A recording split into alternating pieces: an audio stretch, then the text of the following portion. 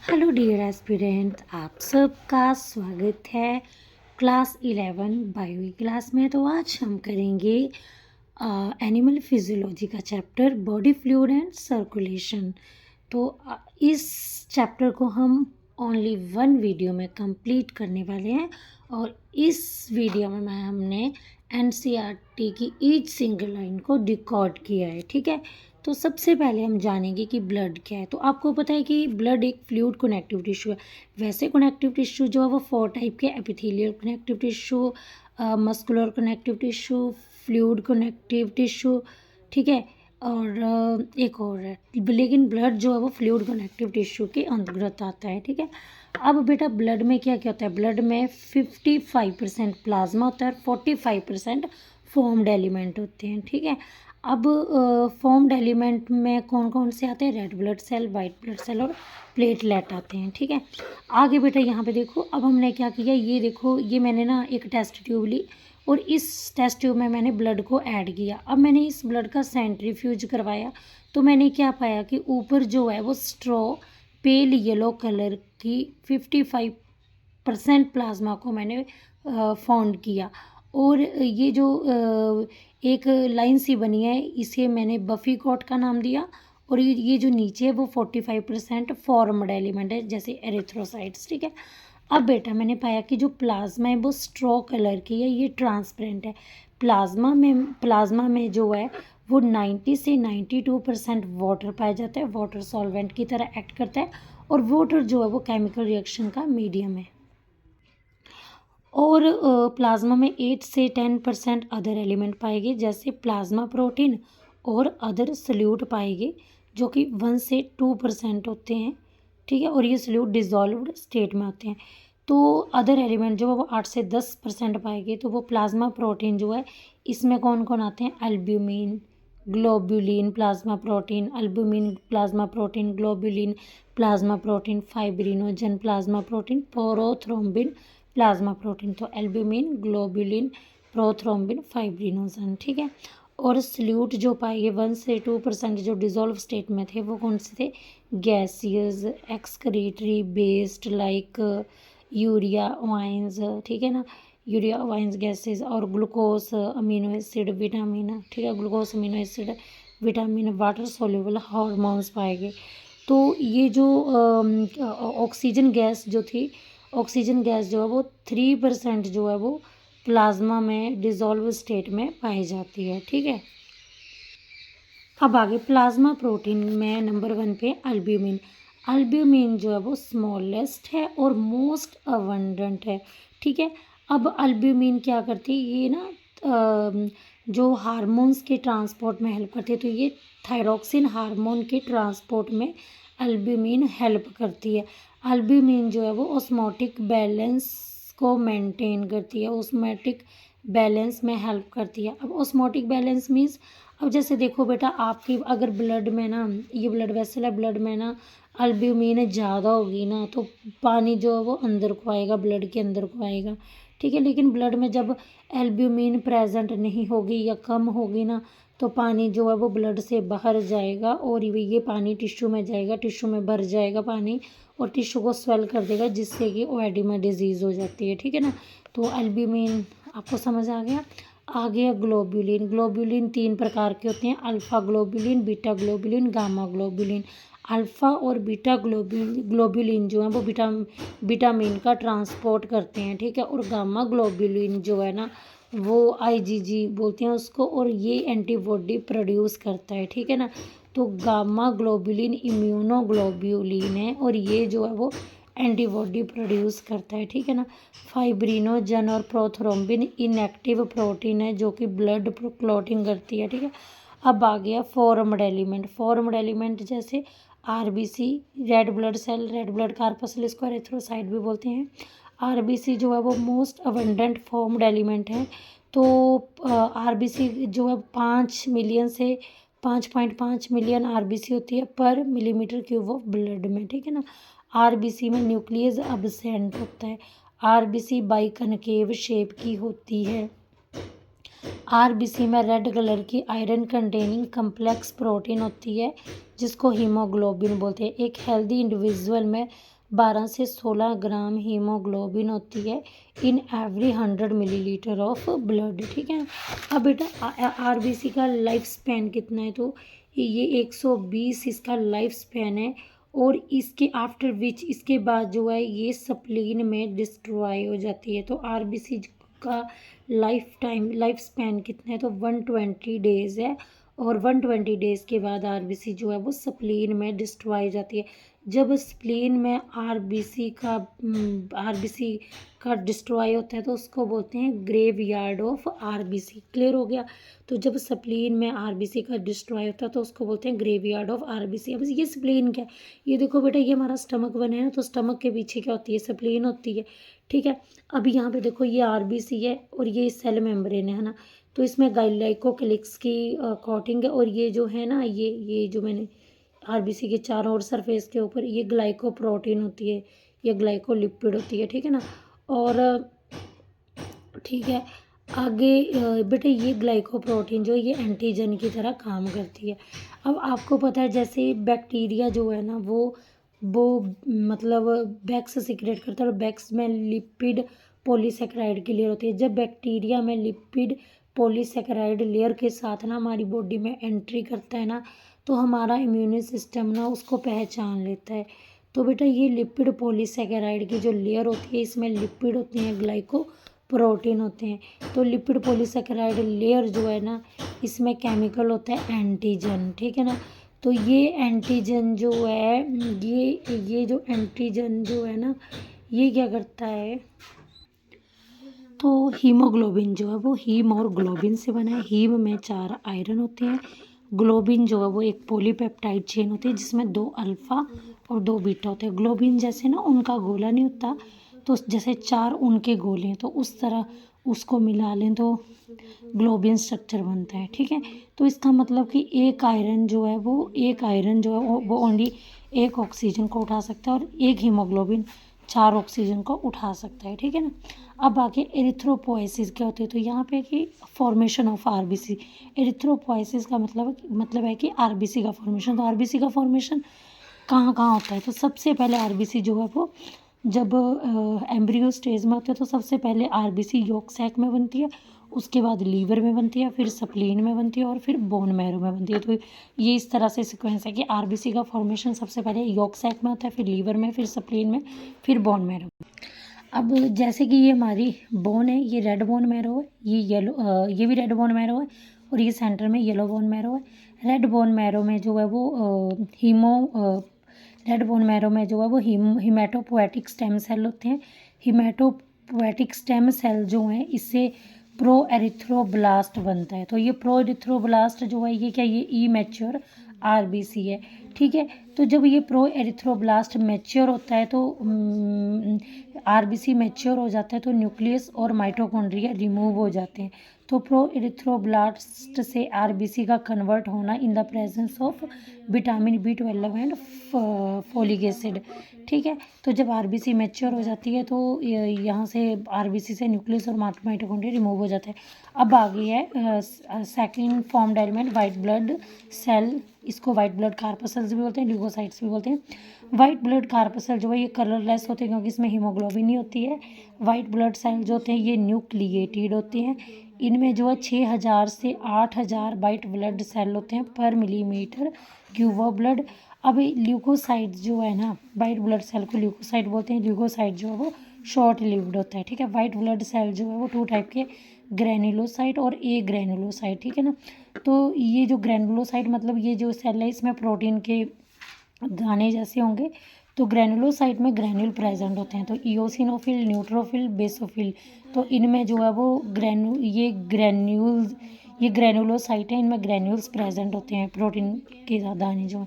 ए granulocyte में granule absent होते हैं जैसे लाइम्फोसाइट और मोनोसाइट। तो white blood cell amoeboid movement show करते हैं। तो ये अमीबॉइड मूवमेंट शो करते हैं। अब आगे आप देख सकते हो कि लाइम्फोसाइट 2 टाइप के हैं, बी सेल लाइम्फोसाइट और टी सेल लाइम्फोसाइट। ठीक है ना। अब आपको पता है कि वाइट ब्लड, ये हमारे ब्लड में वाइट ब्लड सेल है तो वाइट ब्लड सेल ना जब मूव करता है टिश्यू में, मान लो कि टिश्यू में कोई माइक्रोब्स है, तो ये वाइट ब्लड सेल फैगोसाइटोसिस करेगा। ये क्या करेगा, ये मतलब वाइट ब्लड मूव करेगा, ये स्क्वीज़ हो जाएगा ब्लड से, और ये ना एक फैगोसाइटोसिस शो करेगा, ये उसको इंगल्फ कर लेगा उस माइक्रोब्स को, ठीक है ना। तो ये अमीबॉइड मूवमेंट शो करते हैं। तो ये जो जब वाइट ब्लड जो सेल जो है ना, ये ब्लड छोड़ के टिश्यू के अंदर आ जाते हैं। तो जब ये आते हैं तो ये स्क्वीज़ होके आते हैं और टिश्यू में अमीबॉइड मूवमेंट शो करते हैं, तो इसी को डायपेडेसिस बोलते हैं। तो डायपेडेसिस क्या होता है कि movement of WBC from WBC का मूव करना ब्लड से टिश्यू में, ठीक है। तो white blood cell phagocytosis show करते हैं टिश्यू में। तो कौन कौन से वाइट ब्लड सेल फैगोसाइटोसिस करते हैं, तो न्यूट्रोफिल और मोनोसाइट और न्यूट्रोफिल फैगोसाइटोसिस शो करते हैं। तो ये कुछ वाइट ब्लड सेल हैं, वो वाइट ब्लड सेल की टाइप्स हैं, तो उनके बारे में इंपॉर्टेंट फैक्ट्स हैं। तो ये है लाइम्फोसाइट और मोनोसाइट, तो ये ए ग्रेनुलेट, और इयोसिनोफिल, बेसोफिल, न्यूट्रोफिल ये है ग्रेन्युलोसाइट, ठीक है ना। तो आप यहाँ पे देख सकते हो कि लाइम्फोसाइट और मोनोसाइट में जो है वो ग्रेन्यूल प्रोटीन जो है वो अब्सेंट होती है, और इयोसिनोफिल, बेसोफिल और न्यूट्रोफिल ये ग्रेनुलेटेड है। अब लाइम्फोसाइट में 20 से 25% परसेंटेज होती है, और मोनोसाइट 6 से 8% होता है। तो लाइम्फोसाइट जो है वो 20 से 25 और मोनोसाइट जो है 6 से 8। इयोसिनोफिल 2 से 3, बेसोफिल 1% और न्यूट्रोफिल 60 से 65%, ठीक है ना। इयोसिनोफिल 2 से 3%, बेसोफिल 1% और न्यूट्रोफिल 60 से 65%, ठीक है। अब न्यूक्लियर लाइम्फोसाइट्स में जो है वो न्यूक्लियस जो है बड़ा होता है, राउंड होता है, और मोनोसाइट में न्यूक्लियस जो है वो बीन शेप्ड होता है, और इयोसिनोफिल में न्यूक्लियस जो है बाइलोब्ड होता है और हेडफोन शेप का होता है, ठीक है। और बेसोफिल में एस शेप का होता है, मतलब ट्राइलोब्ड न्यूक्लियस होता है, और न्यूट्रोफिल में जो है वो मल्टीलोब्ड न्यूक्लियस होता है। तो यहाँ पे देखो ये इयोसिनो, बेसोफिल और ये ग्रेनुलेटेड है, ये ग्रेनुलेटेड है। तो इसमें न्यूक्लियस मल्टीलोब्ड होता है, मतलब पॉलीमॉर्फो न्यूक्लियो ल्यूकोसाइट, ठीक है। अब आ गया फंक्शन क्या होता है, ठीक है। फंक्शन क्या होता है, तो ये लाइम्फोसाइट इम्यूनी रिस्पॉन्स शो करता है। तो लाइम्फोसाइट जो है वो 2 टाइप के होते हैं, बी सेल और टी सेल। जो बी सेल लाइम्फोसाइट है वो एंटीबॉडी की प्रोडक्शन करता है। ये क्या करता है, बी सेल लाइम्फोसाइट जो है वो एंटीबॉडी प्रोडक्शन करता है, और टी सेल क्या करता है, ये कैंसर सेल को किल करता है और ग्राफ्ट रिजेक्शन में यूज़ होता है। ग्राफ्ट रिजेक्शन मीन्स कि मान लो कि किडनी प्लांट करनी है किसी को, ठीक है। तो अगर ना किडनी मैच नहीं ना करेगी, जिसको आप ट्रांसप्लांट करोगे उससे किडनी मैच नहीं ना करेगी, तो टी सेल जो है उस मतलब टी सेल उसको पहचान लेंगे, और ये किडनी जो है ये टी सेल को पता लग जाएगा कि ये किडनी मेरी बॉडी की नहीं है, ये कहीं बाहर से आई है। तो इसी को बोलते हैं ग्राफ्ट रिजेक्शन, ठीक है ना। अब आगे ये मोनोसाइट जो हैं ये समझ आ गया। लाइम्फोसाइट जो हैं वो इम्यूनी रिस्पॉन्स शो करते हैं, और मोनोसाइट फैगोसाइटिक है, ठीक है। और इयोसिनोफिल जो है, तो ये जो इयोसिनोफिल है ना, तो इयोसिनोफिल जो है वो एलर्जी के लिए रिस्पॉन्सिबल है, और ये एंटी पैरासाइट है, ठीक है। तो क्या होता है कि जब पैरासाइट ना हमारी बॉडी के अंदर एंटर करता है ना, तो इयोसिनोफिल का नंबर बढ़ जाता है, और ये पैरासाइट के अगेंस्ट काम करता है। ये मतलब एंटी पैरासाइट के रूप में एक्ट करता है।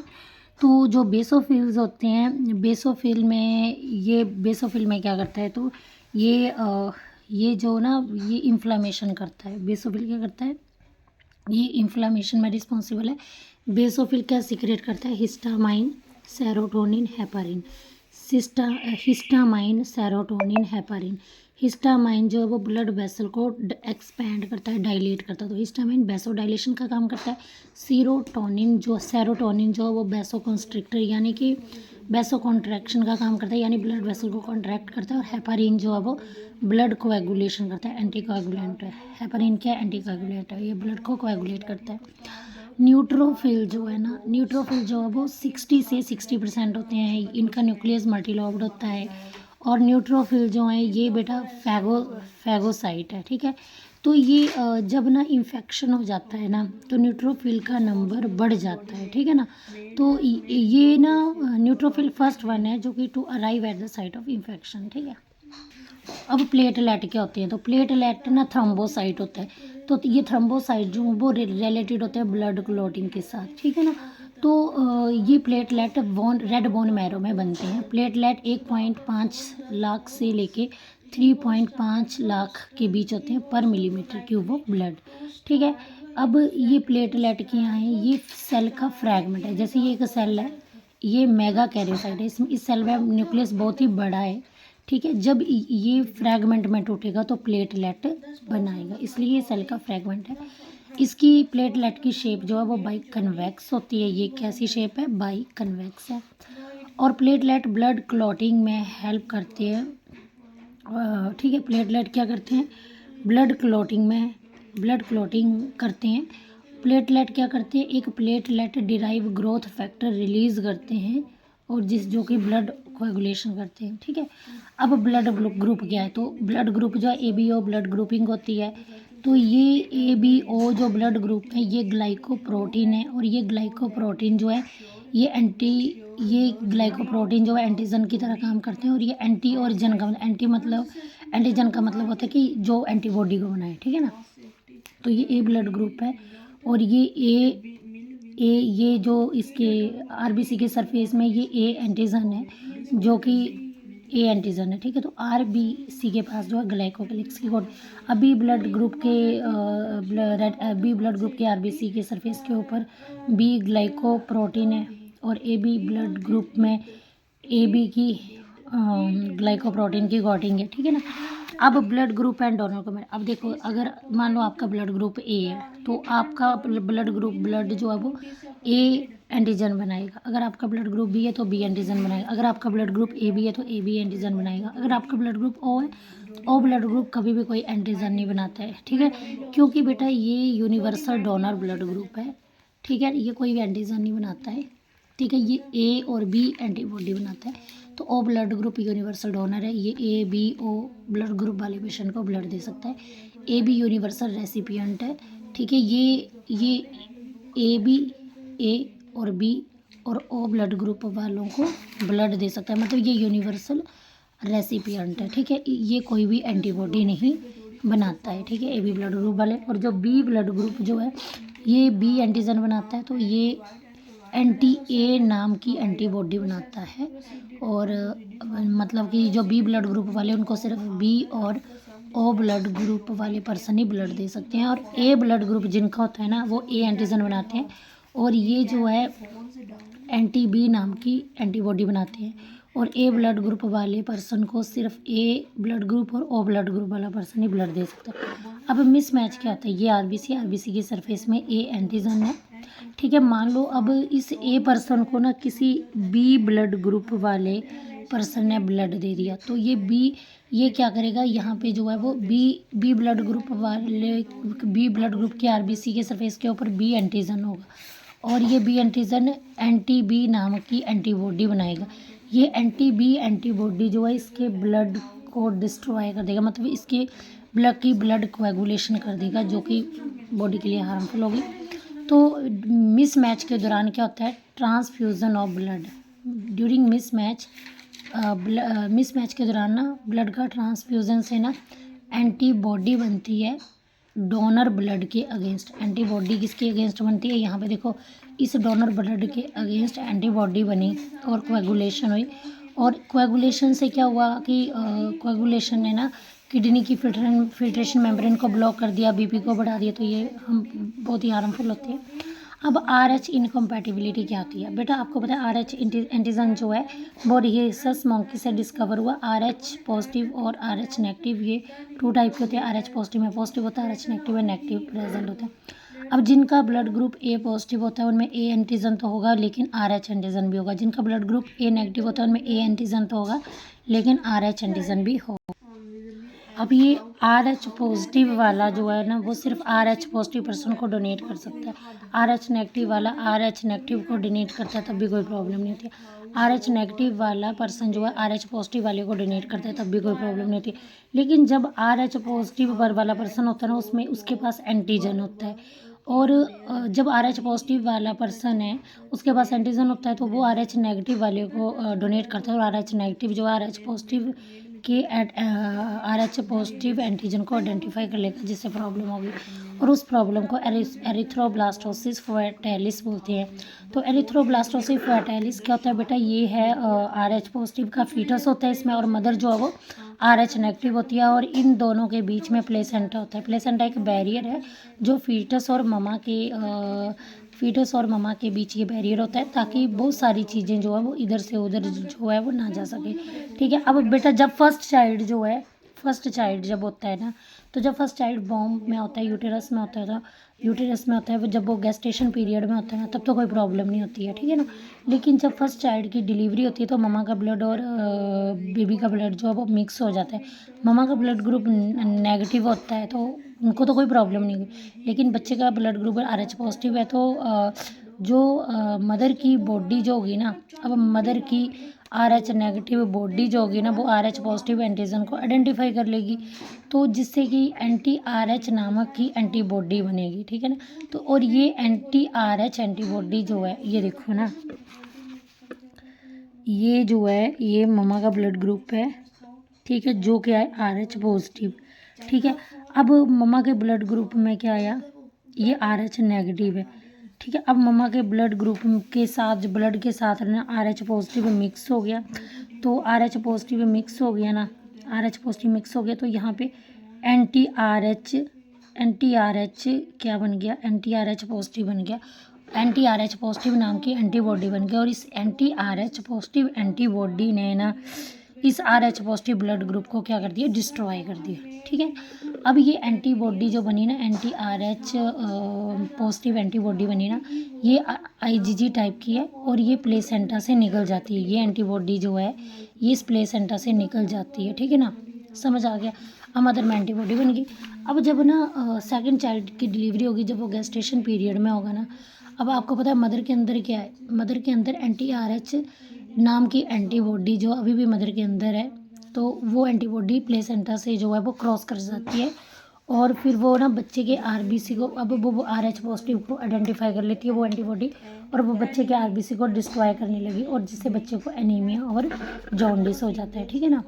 तो इसमें मैंने आपको बताया कि जो इसमें फर्स्ट चाइल्ड जो है वो फीटस जो कि RH पॉजिटिव है, माँ RH नेगेटिव है, फर्स्ट चाइल्ड का गेस्टेशन पीरियड होगा ना, तब क्या होगा, गेस्टेशन पीरियड होगा ना, फिर क्या होगा, तो फर्स्ट चाइल्ड जब गेस्टेशन पीरियड होगा, मतलब जब डिलीवरी होगी ना, तो इन ब्लड माँ और बच्चे का ब्लड मिक्स हो जाएगा, जिससे क्या होगा कि ये RH नेगेटिव, माँ का ब्लड ग्रुप क्या था, RH नेगेटिव था। अब बच्चे का ब्लड जब जाएगा ना, अब माँ के ब्लड इससे मिक्स होगा, तो यहाँ पे RH positive anti RH positive नाम की एंटीबॉडी बन जाएगी, और ये एंटी RH पॉजिटिव एंटीबॉडी जो RH पॉजिटिव को डिस्ट्रॉय कर देगी।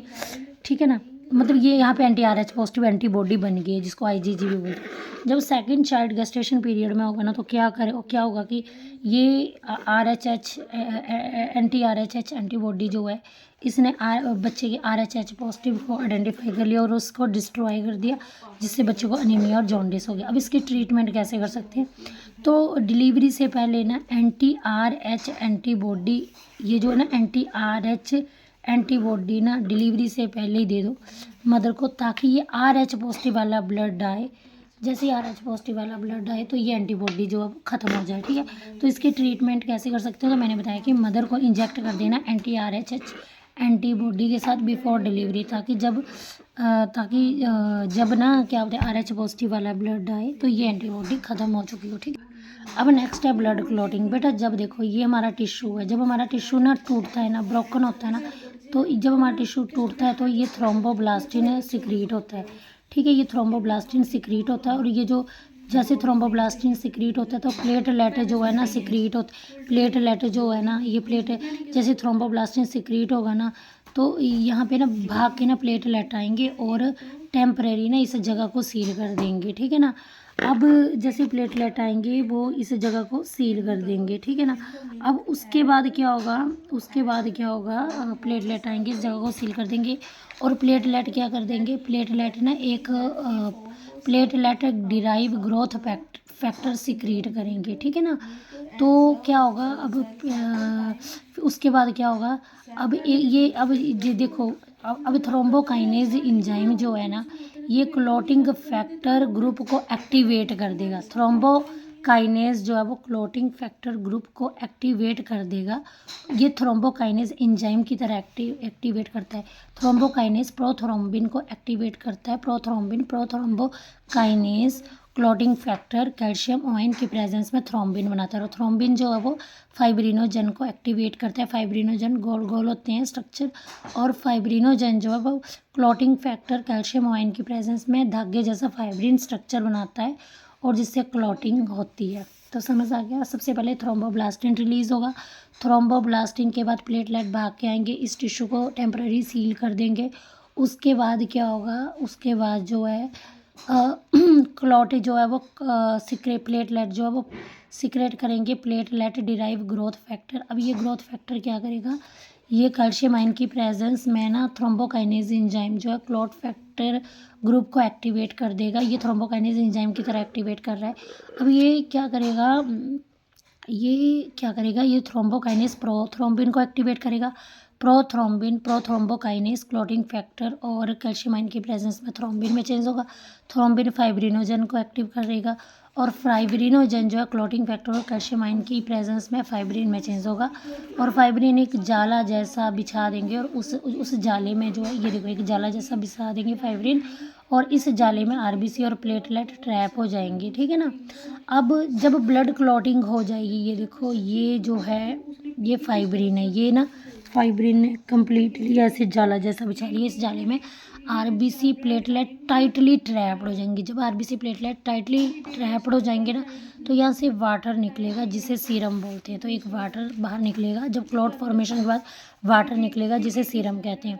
तो बेटा जब ब्लड से आप ना फॉर्म्ड एलिमेंट यानी कि white blood, red blood, platelet निकाल दोगे तो प्लाज्मा बनता है। जब आप प्लाज्मा से क्लॉटिंग फैक्टर निकाल दोगे तो सीरम बनता है। ओके, तो ये कुछ क्लॉटिंग फैक्टर नंबर है, और ये इनके नाम है। तो क्लॉटिंग फैक्टर 1 कौन सा है, फाइब्रिनोजन। क्लॉटिंग फैक्टर 2 कौन सा है, प्रोथ्रोम्बिन। क्लॉटिंग फैक्टर 3 कौन सा है, थ्रोम्बोप्लास्टिन। 1 है फाइब्रिनोजन, सेकंड है प्रोथ्रोम्बिन, और थर्ड है थ्रोम्बोप्लास्टिन, और फोर्थ है कैल्शियम आयन, फिफ्थ है labile factor, 6 clotting factor missing होता है, 7 है प्रो कन्वर्टिन, 8 है एंटी हीमोफिलिक फैक्टर, और 9 है क्रिस्मिक फैक्टर। जो ये हीमोफिलिक और क्रिस्मिक फैक्टर है ना, ये हीमोफीलिया डिजीज़ कॉज करते हैं। ठीक है, हीमोफीलिया एक जेनेटिक डिजीज़ होती है। क्लॉटिंग फैक्टर 10 जो है वो स्टुअर्ट पावर फैक्टर है। क्लॉटिंग फैक्टर 11 जो है वो पीटीए है, plasma thromboplastin antecedent, plasma thromboplastin antecedent. ठीक है, क्लॉटिंग फैक्टर 12 कौन सा है, फाइब्रिन स्टेबलाइजिंग फैक्टर। ठीक है, क्लॉटिंग फैक्टर 1 कौन सा है, फाइब्रिनोजन। 2 कौन सा है, प्रोथ्रोम्बिन। 3 कौन सा है, थ्रोम्बोप्लास्टिन। 4 कौन सा है, कैल्शियम आयन। 5th कौन सा है, लेबाइल। और 6 मिसिंग है। 7 कौन सा, प्रो कन्वर्टिन। 8 कौन सा है, एंटी हीमोफिलिक। 9 कौन सा है, क्रिस्मिक। 10 कौन सा, स्टुअर्ट पावर। 11 कौन सा है, पीटीए, प्लाज्मा थ्रोम्बोप्लास्टिन एंटीसीडेंट। और 12 कौन सा है, फाइब्रिन स्टेबलाइजिंग फैक्टर। ठीक है, अब ये देखो, अब हम लिम्फ के बारे में पढ़ेंगे। तो ये है हमारी ब्लड वेसल, इसके अंदर है ब्लड। अब ब्लड से जो फ्लूइड बाहर जाएगा वो इन सेल के बीच ट्रैप हो जाएगा, और ऐसे फ्लूइड को इंटरस्टिशियल फ्लूइड बोलते हैं। अब ये इंटरस्टिशियल फ्लूइड जो है ना, जब स्मॉल कैपिलरी में एंटर करता है, उस स्मॉल कैपिलरी को लिम्फेटिक कैपिलरी बोलते हैं। अब ये लिम्फ यानी कि इंटरस्टिशियल फ्लूइड लिम्फ कैपिलरी, छोटी छोटी लिम्फ कैपिलरी से ना लिम्फ वेसल में आएगा। ठीक है, अब ये जो लिम्फ वेसल से जो लिम्फ है वो कहाँ पे आएगा, लिम्फेटिक ट्रंक में आएगा। ठीक है, लिम्फेटिक ट्रंक से लिम्फ जो है वो लिम्फ को ब्लड वेसल में फेंक देगी। तो लिम्फेटिक ट्रंक लिम्फेटिक वेसल से लिम्फेटिक ट्रंक में आया, लिम्फेटिक ट्रंक से लिम्फ को ब्लड वेसल में फेंक देगी, और इसका लिम्फ का फ्लो जो है वो यूनिडायरेक्शनल होता है। अब हम लिम्फ और ब्लड के कंपैरिजन को पढ़ेंगे। लिम्फ में ऑक्सीजन कम होती है, न्यूट्रिएंट कम होता है, कार्बन डाइऑक्साइड ज़्यादा होती है, लिम्फ में वेस्ट भी ज़्यादा होता है, लिम्फ में आरबीसी नहीं बनती है, लिम्फ में वाइट डब्ल्यूबीसी बनती है, वाइट ब्लड कार्पसल्स बनते हैं, ठीक है। अब लिम्फ क्या है, लिम्फ जो है ना, लिम्फेटिक सिस्टम जो होता है ना, उसमें 2 ऑर्गन होते हैं, लिम्फ नोड और टॉन्सिल्स होते हैं, ठीक है। अब बेटा लिम्फ का काम क्या होता है, लिम्फ जो है वो फैट का ट्रांसपोर्ट होता है। आपको पता है कि जो फैट होता है ना बेटा, वो जो फैट होता है ना, जब वो बड़ा बड़ा फैट जो है ना, जब बड़ा बड़ा फैट ना ब्लड से नहीं ना जाता है, तो हमारे इंटेस्टाइन में ना लिम्फेटिक कैपिलरी होती है, उस लिम्फेटिक कैपिलरी को लैक्टियल बोलते हैं। तो ये लैक्टियल जो है ना, इस बड़े बड़े फैट का ट्रांसपोर्ट करवाता है, ठीक है ना। क्योंकि अगर ब्लड में लिम्फ डिपॉजिट हो जाएगा ना, तो ये डिजीज़ कॉज करेगा। ये बड़े बड़े फैट ब्लड में डिपॉजिट होने से डिजीज़ कॉज करते हैं। तो इंटेस्टाइन में लिम्फेटिक कैपिलरी होती है, लैक्टियल बोल फैट का ट्रांसपोर्ट करवाता है। नेक्स्ट फंक्शन है लिम्फ का, ट्रांसपोर्ट ऑफ लीवर प्रोटीन, ठीक है। तो ट्रांसपोर्ट ऑफ लीवर प्रोटीन और एंटीबॉडी। तो लिम्फ जो है, लिम्फेटिक सिस्टम जो है, ये लिम्फ जो है, लिम्फेटिक सिस्टम जो है, ये लीवर प्रोटीन और एंटीबॉडी का ट्रांसपोर्ट करवाता है। तो आपको पता है कि जो बड़ी बड़ी प्रोटीन होती है ना, वो ब्लड में नहीं जा सकती हैं। तो लिम्फेटिक सिस्टम जो है वो लीवर प्रोटीन का ट्रांसपोर्ट करवाता है, ठीक है, लिम्फेटिक कैपिलरी।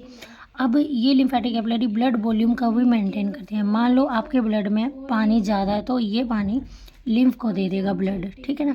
अगर पानी कम है तो बाय डिफ्यूज़न जो है वो लिम्फ से वापस ले लेगा। तो ये जो है वो ब्लड वॉल्यूम को भी मेंटेन करता है। अब ये लिम्फेटिक सिस्टम जो है वो इम्यूनी रिस्पॉन्स में भी हेल्पफुल है, क्योंकि इसमें जो है क्योंकि वाइट ब्लड कार्पसल्स होती है, इसलिए इम्यूनी रिस्पॉन्स में भी इम्पॉर्टेंट है। अब इससे रिलेटेड जो एमसीक्यू हैं, जो कि किसी न किसी एग्जाम में पूछे गए हैं। तो dash formed element help in blood clotting. तो ब्लड क्लॉटिंग में platelets. A special case of RH incompatibility has been observe. तो RH इनकम्पैटिबिलिटी, जब फीटस जो है वो RH पॉजिटिव होता है और मदर जो है RH नेगेटिव होती है, ठीक है। तो हिस्टामाइन, सेरोटोनिन, हेपारिन, ये इन्वॉल्व होते हैं इन्फ्लामेटरी रिएक्शंस में, और ये विच आर सेक्रेटेड बाय।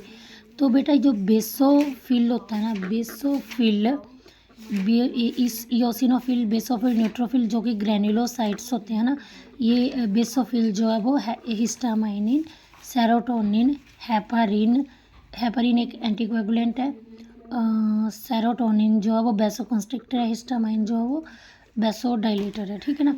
तो ये बेसोफिल द्वारा सीक्रेट होते हैं, ठीक है।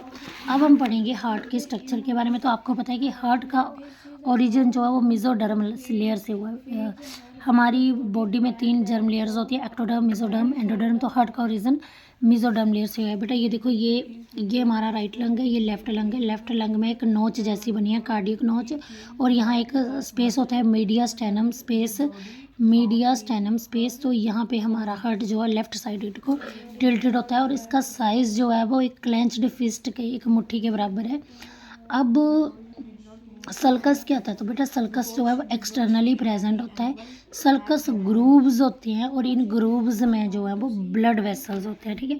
इंटरनली हमारा हार्ट जो है वो 4 चैम्बर्ड होता है, 2 ऑरिकल्स होते हैं, 2 वेंट्रिकल्स होते हैं, ठीक है ना। तो बेटा जो हमारा हार्ट है वो 4 चैम्बर्ड होता है, 2 ऑरिकल होते हैं। ये देखो 2 ऑरिकल होते हैं, 2 वेंट्रिकल होते हैं। ऑरिकल के बीच ना पतली सी इंटर एट्रियल सेप्टम होता है, जो दोनों ऑरिकल को अलग करता है, राइट और लेफ्ट को। और ये दोनों वेंट्रिकल है, इसमें थिक इंटरवेंट्रिकुलर सेप्टम होता है, ये जो राइट और लेफ्ट वेंट्रिकल को आपस में अलग करता है, ठीक है ना। अब ये जो आर्टरियो वेंट्रिकुलर सेप्टम, ठीक है, तो ये देखो ये क्या है, आर्टरियो वेंट्रिकुलर सेप्टम होता है। और ये आर्टरियो वेंट्रिकुलर सेप्टम में बहुत सारे कोलेजन फाइबर होते हैं, और ये आर्टरियो वेंट्रिकुलर सेप्टम जो है बहुत सारे कोलेजन फाइबर होते हैं, और ये फाइब्रस कनेक्टिव टिश्यू का बना होता है। वेंट्रिकल की वॉल कैसी होती है, थिक होती है, ठीक है ना। अब वॉल ऑफ हार्ट, तो यहाँ पे ये ल्यूमन है, ठीक है, ये ल्यूमन है, और ये क्या है, ये मियोकार्डियम है। ये हार्ट की अंदर वाली वाल जो है वो एंडोकार्डियम है, ये मियोकार्डियम है। और ये पेरिकार्डियम जो है वो डबल मेम्ब्रेन लाइक है। जो outer पेरिकार्डियम है वो उसमें पेरिटल लेयर होती है। जो इनर पेरिकार्डियम है उसमें विसरल लेयर होती है। आउटर में आउटर पेरिकार्डियम में पेरिटल होती है, इनर में विसरल लेयर होती है। इनके अंदर पेरिकार्डियल फ्लूइड होता है जो कि पानी से भरा होता है पेरिकार्डियल फ्लूइड, और ये शॉक को एब्जॉर्प्शन करता है, ठीक है ना। अब मियोकार्डियम जो है वो कार्डियक मसल से बना है, और मियोकार्डियम जो है वो थिकेस्ट होता है, ओके। अब ये हमारा हार्ट, और हार्ट का स्ट्रक्चर हम समझेंगे। तो बेटा ये देखो, ये इस तरह से मैंने बनाया हार्ट को, ठीक है। ये मैंने आपको समझाने के लिए मैंने ऐसे बनाया है, तो इससे आपको क्लियर हो जाएगा, क्योंकि हमने तो कॉम्पिटिटिव एग्ज़ाम में यहाँ से बहुत सारे क्वेश्चन बनते हैं, तो यहाँ पे जो है हम मतलब सिर्फ समझने के लिए मैंने आपको ऐसे बनाया है। तो इस तरह से बना लेना है। तो बेटा जी देखो, ये है राइट ऑरिकल, ये है लेफ्ट ऑरिकल। इस साइड वाला लेफ्ट होता है, इस साइड वाला राइट होता है। लेफ्ट वाली साइड में ऑक्सीजनेटेड ब्लड होता है, राइट वाली साइड में डीऑक्सीजनेटेड ब्लड होता है, ठीक है। अब क्या बोलते हैं, ये जो हमारा राइट ऑरिकल है, ये लेफ्ट ऑरिकल है, ये राइट वेंट्रिकल है, ये लेफ्ट वेंट्रिकल है, ठीक है ना। अब ये क्या है, सुपीरियर बीना कावा है, और ये हमारी इन्फीरियर बीना कावा है। सुपीरियर बीना कावा क्या होती है, ये हमारे अपर बॉडी पार्ट से डीऑक्सीजनेटेड ब्लड को लेके आती है, और इन्फीरियर बीना कावा जो है लोअर बॉडी पार्ट से डीऑक्सीजनेटेड ब्लड लेके आती है। अब ये डीऑक्सीजनेटेड ब्लड आया सुपीरियर और इन्फीरियर बीना कावा द्वारा आया, यहाँ पे आया, राइट ऑरिकल में आया। फिर अब ये राइट ऑरिकल से ना, ये है हमारी, ये देखो, ये हमारी ट्राइकस्पिड वेल्व, और ये हमारी बाइकस्पिड वेल्व। ट्राइकस्पिड वेल्व को आर्ट्रियो वेंट्रिकुलर वेल्व भी बोलते हैं, ये मस्कुलर फ्लैप होते हैं, और ये बाइकस्पिड वेल्व को मिट्रल वेल्व भी होते हैं। अभी ब्लड ना राइट ऑरिकल से इस वेल्व के थ्रू जो है वो राइट वेंट्रिकल में जाएगा। अब राइट वेंट्रिकल से डीऑक्सीजनेटेड ब्लड जो है, अब ये देखो, ये क्या है, ये पल्मोनरी आर्टरी है, और ये यहाँ पे पल्मोनरी आर्टरी के बीच यहाँ पे क्या है, ये सेमिल्यूनार वेल्व है, हाफ मून लाइक स्ट्रक्चर। अब जो है राइट वेंट्रिकल से डीऑक्सीजनेटेड ब्लड जो है इस सेमिल्यूनार वेल्व के थ्रू जो है वो पल्मोनरी आर्टरी में जाएगा, ठीक है। अब पल्मोनरी आर्टरी से ब्लड जो है वो लंग्स में जाएगा, डीऑक्सीजनेटेड ब्लड फॉर ऑक्सीजनेशन। अब ब्लड ऑक्सीजनेटेड हो गया। अब वो ऑक्सीजनेटेड ब्लड, ये है पल्मोनरी वीन, तो इस पल्मोनरी वीन से ऑक्सीजनेटेड ब्लड जो है वो लेफ्ट ऑरिकल में जाएगा।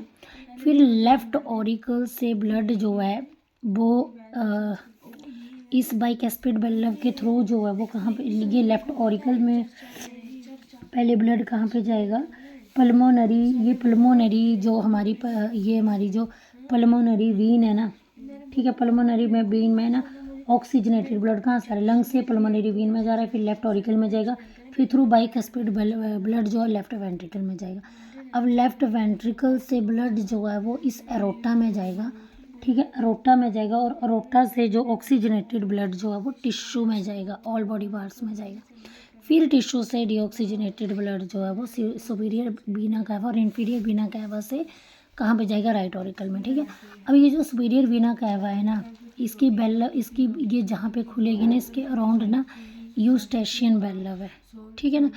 तो जहाँ पे सुपीरियर बीना कैवा खुलती है वहाँ पे ये बेल्व होता है, ठीक है। अब यहाँ पे देखो ये क्या है, ये जो मस्कुलर, ये क्या कॉलमनिक कैर्नी है, ठीक है ना। अब ये यहाँ पे ये जो मसल्स है, पेपिलरी मसल्स है, तो ये पेपिलरी मसल जो है कॉर्डे टेंडिने को, ये कॉर्डे टेंडिने है, ये पेपिलरी मसल्स जो है वो कॉर्डे टेंडिने को जो है वो यहाँ पे जो ये सेमिल्यूनार वेल्व है इसके साथ अटैच है। ये कॉर्डे टेंडिने सेमिल्यूनार वेल्व को जो है वो एक पोजीशन में रखते हैं, इसको इधर उधर नहीं जाने देते हैं, ठीक है ना, समझ आ गया। तो कॉर्डे टेंडिने जो है वो कोलेजन फाइबर के बने हुए हैं, ठीक है। तो आगे है, तो कॉर्डे टेंडिने जो है वो पेपिलरी मसल के साथ अटैच है, ठीक है। कॉर्डे टेंडिने जो है मसल के साथ, पेपिलरी मसल के साथ अटैच है। तो कॉर्डे टेंडिने ना पेपिलरी मसल के साथ अटैच है, जो इसे फ्लेक्सिबिलिटी प्रोवाइड करेगा, वो बेल्व को ना अपनी जगह में ले आएगा, इधर उधर नहीं जाने देगा। ओके, क्लियर हो गया। तो ये था हमारा स्ट्रक्चर ऑफ हार्ट। अब नेक्स्ट है डबल सर्कुलेशन। डबल सर्कुलेशन क्या होता है, तो बेटा देखो, जब ना ऑक्सीजनेटेड और डीऑक्सीजनेटेड ब्लड की मिक्सिंग नहीं होती है ना, और ब्लड जो 2 टाइम्स जो वो हार्ट में पास करता है, तो उसको बोलते हैं डीऑक्सीजनेटेड। अब देखो यहाँ से ना टिश्यू से डीऑक्सीजनेटेड ब्लड आया सुपीरियर इन्फीरियर बीना कैवा से, पहले आया राइट वेंट्रिकल में, फिर राइट ऑरिकल में आया, नहीं, पहले राइट ऑरिकल में आया, फिर राइट वेंट्रिकल में आया, ठीक है। फिर उसके बाद ब्लड जो है पल्मोनरी एरोटा से लंग्स में गया, डिऑक्सीजनेटेड लंग में ऑक्सीजनेटेड हुआ, फिर पल्मोनरी वीन से ब्लड जो है वो लेफ्ट ऑरिकल में आया, फिर वेल्व से होता हुआ लेफ्ट वेंट्रिकल में आया, फिर एरोटा से होता हुआ ऑक्सीजनेटेड ब्लड पूरे टिश्यूज़ में गया, ठीक है। तो यहाँ पे देखो ब्लड जो है वो 2 टाइम हार्ट में पास कर रहे हैं, ठीक है। अब हम डबल सर्कुलेशन को समझेंगे। तो डबल सर्कुलेशन 2 टाइप की होती है, पल्मोनरी सर्कुलेशन और सिस्टमेटिक सर्कुलेशन। पल्मोनरी सर्कुलेशन कहाँ से स्टार्ट होती है? तो मैंने आपको अब बेटा देखो, मैंने आपको सारा हार्ट का स्ट्रक्चर बता दिया। अब आपको ये बहुत ईजी लगेगी।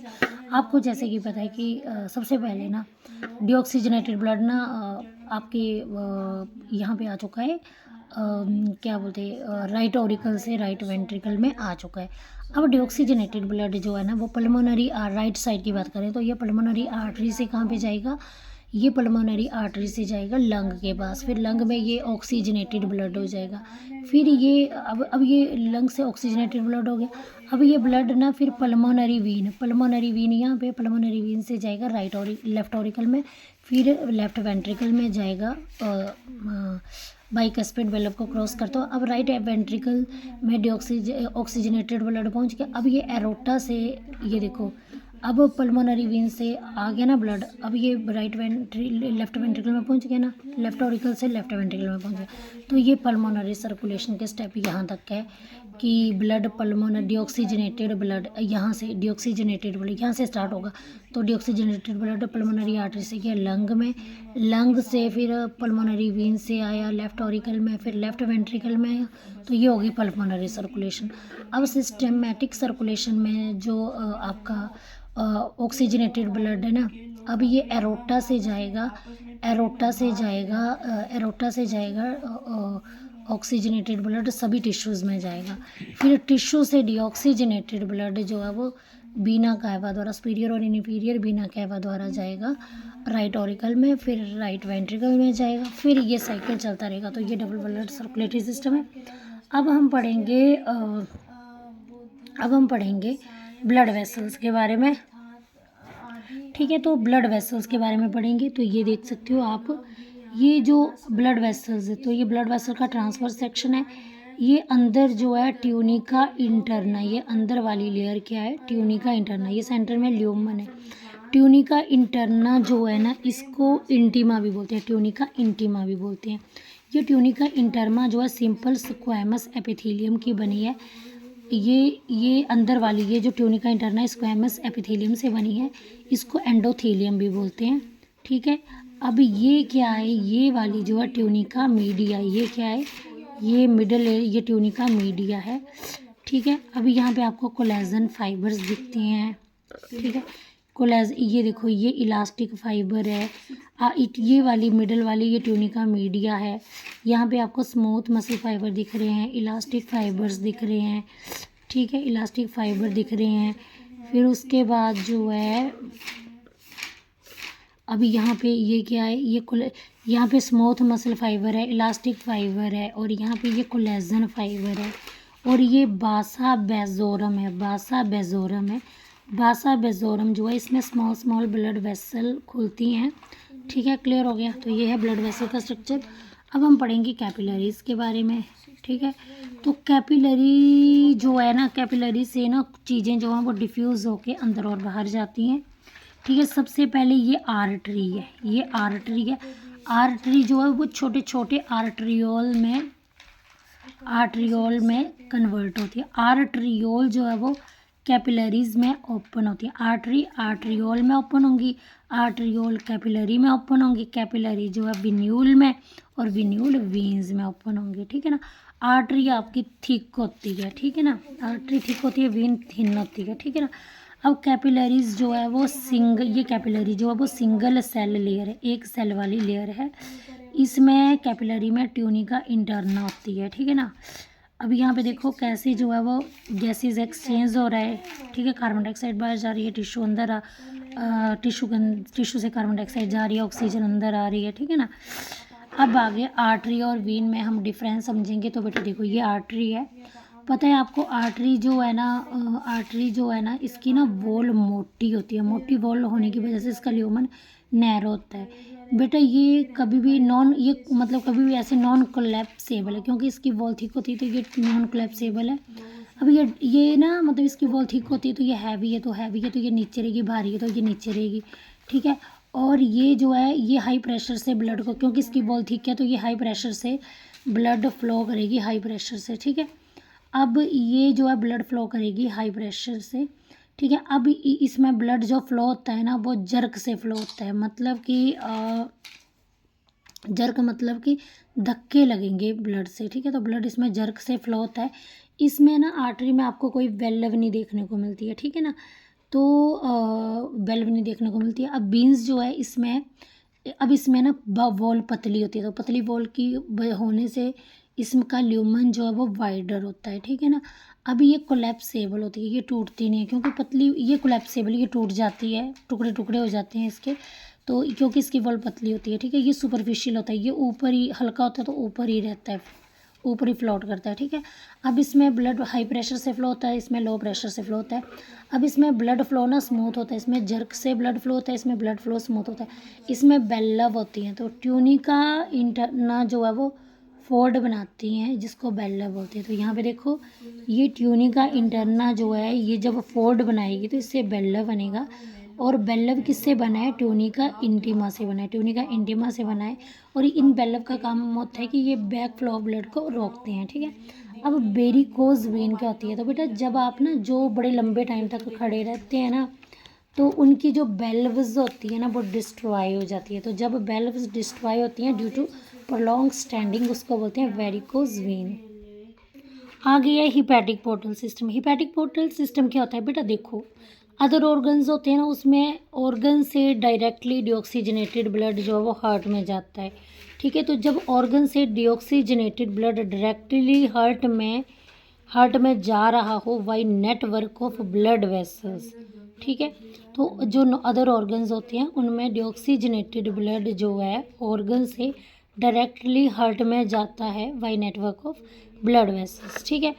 अब यहाँ से आप देख सकते हो, जैसे ना ये देखो, जैसे ये किडनी है, तो किडनी जो है, किडनी क्या करती है, ये किडनी की रीनल बीन है और ये किडनी की रीनल आर्टरी है।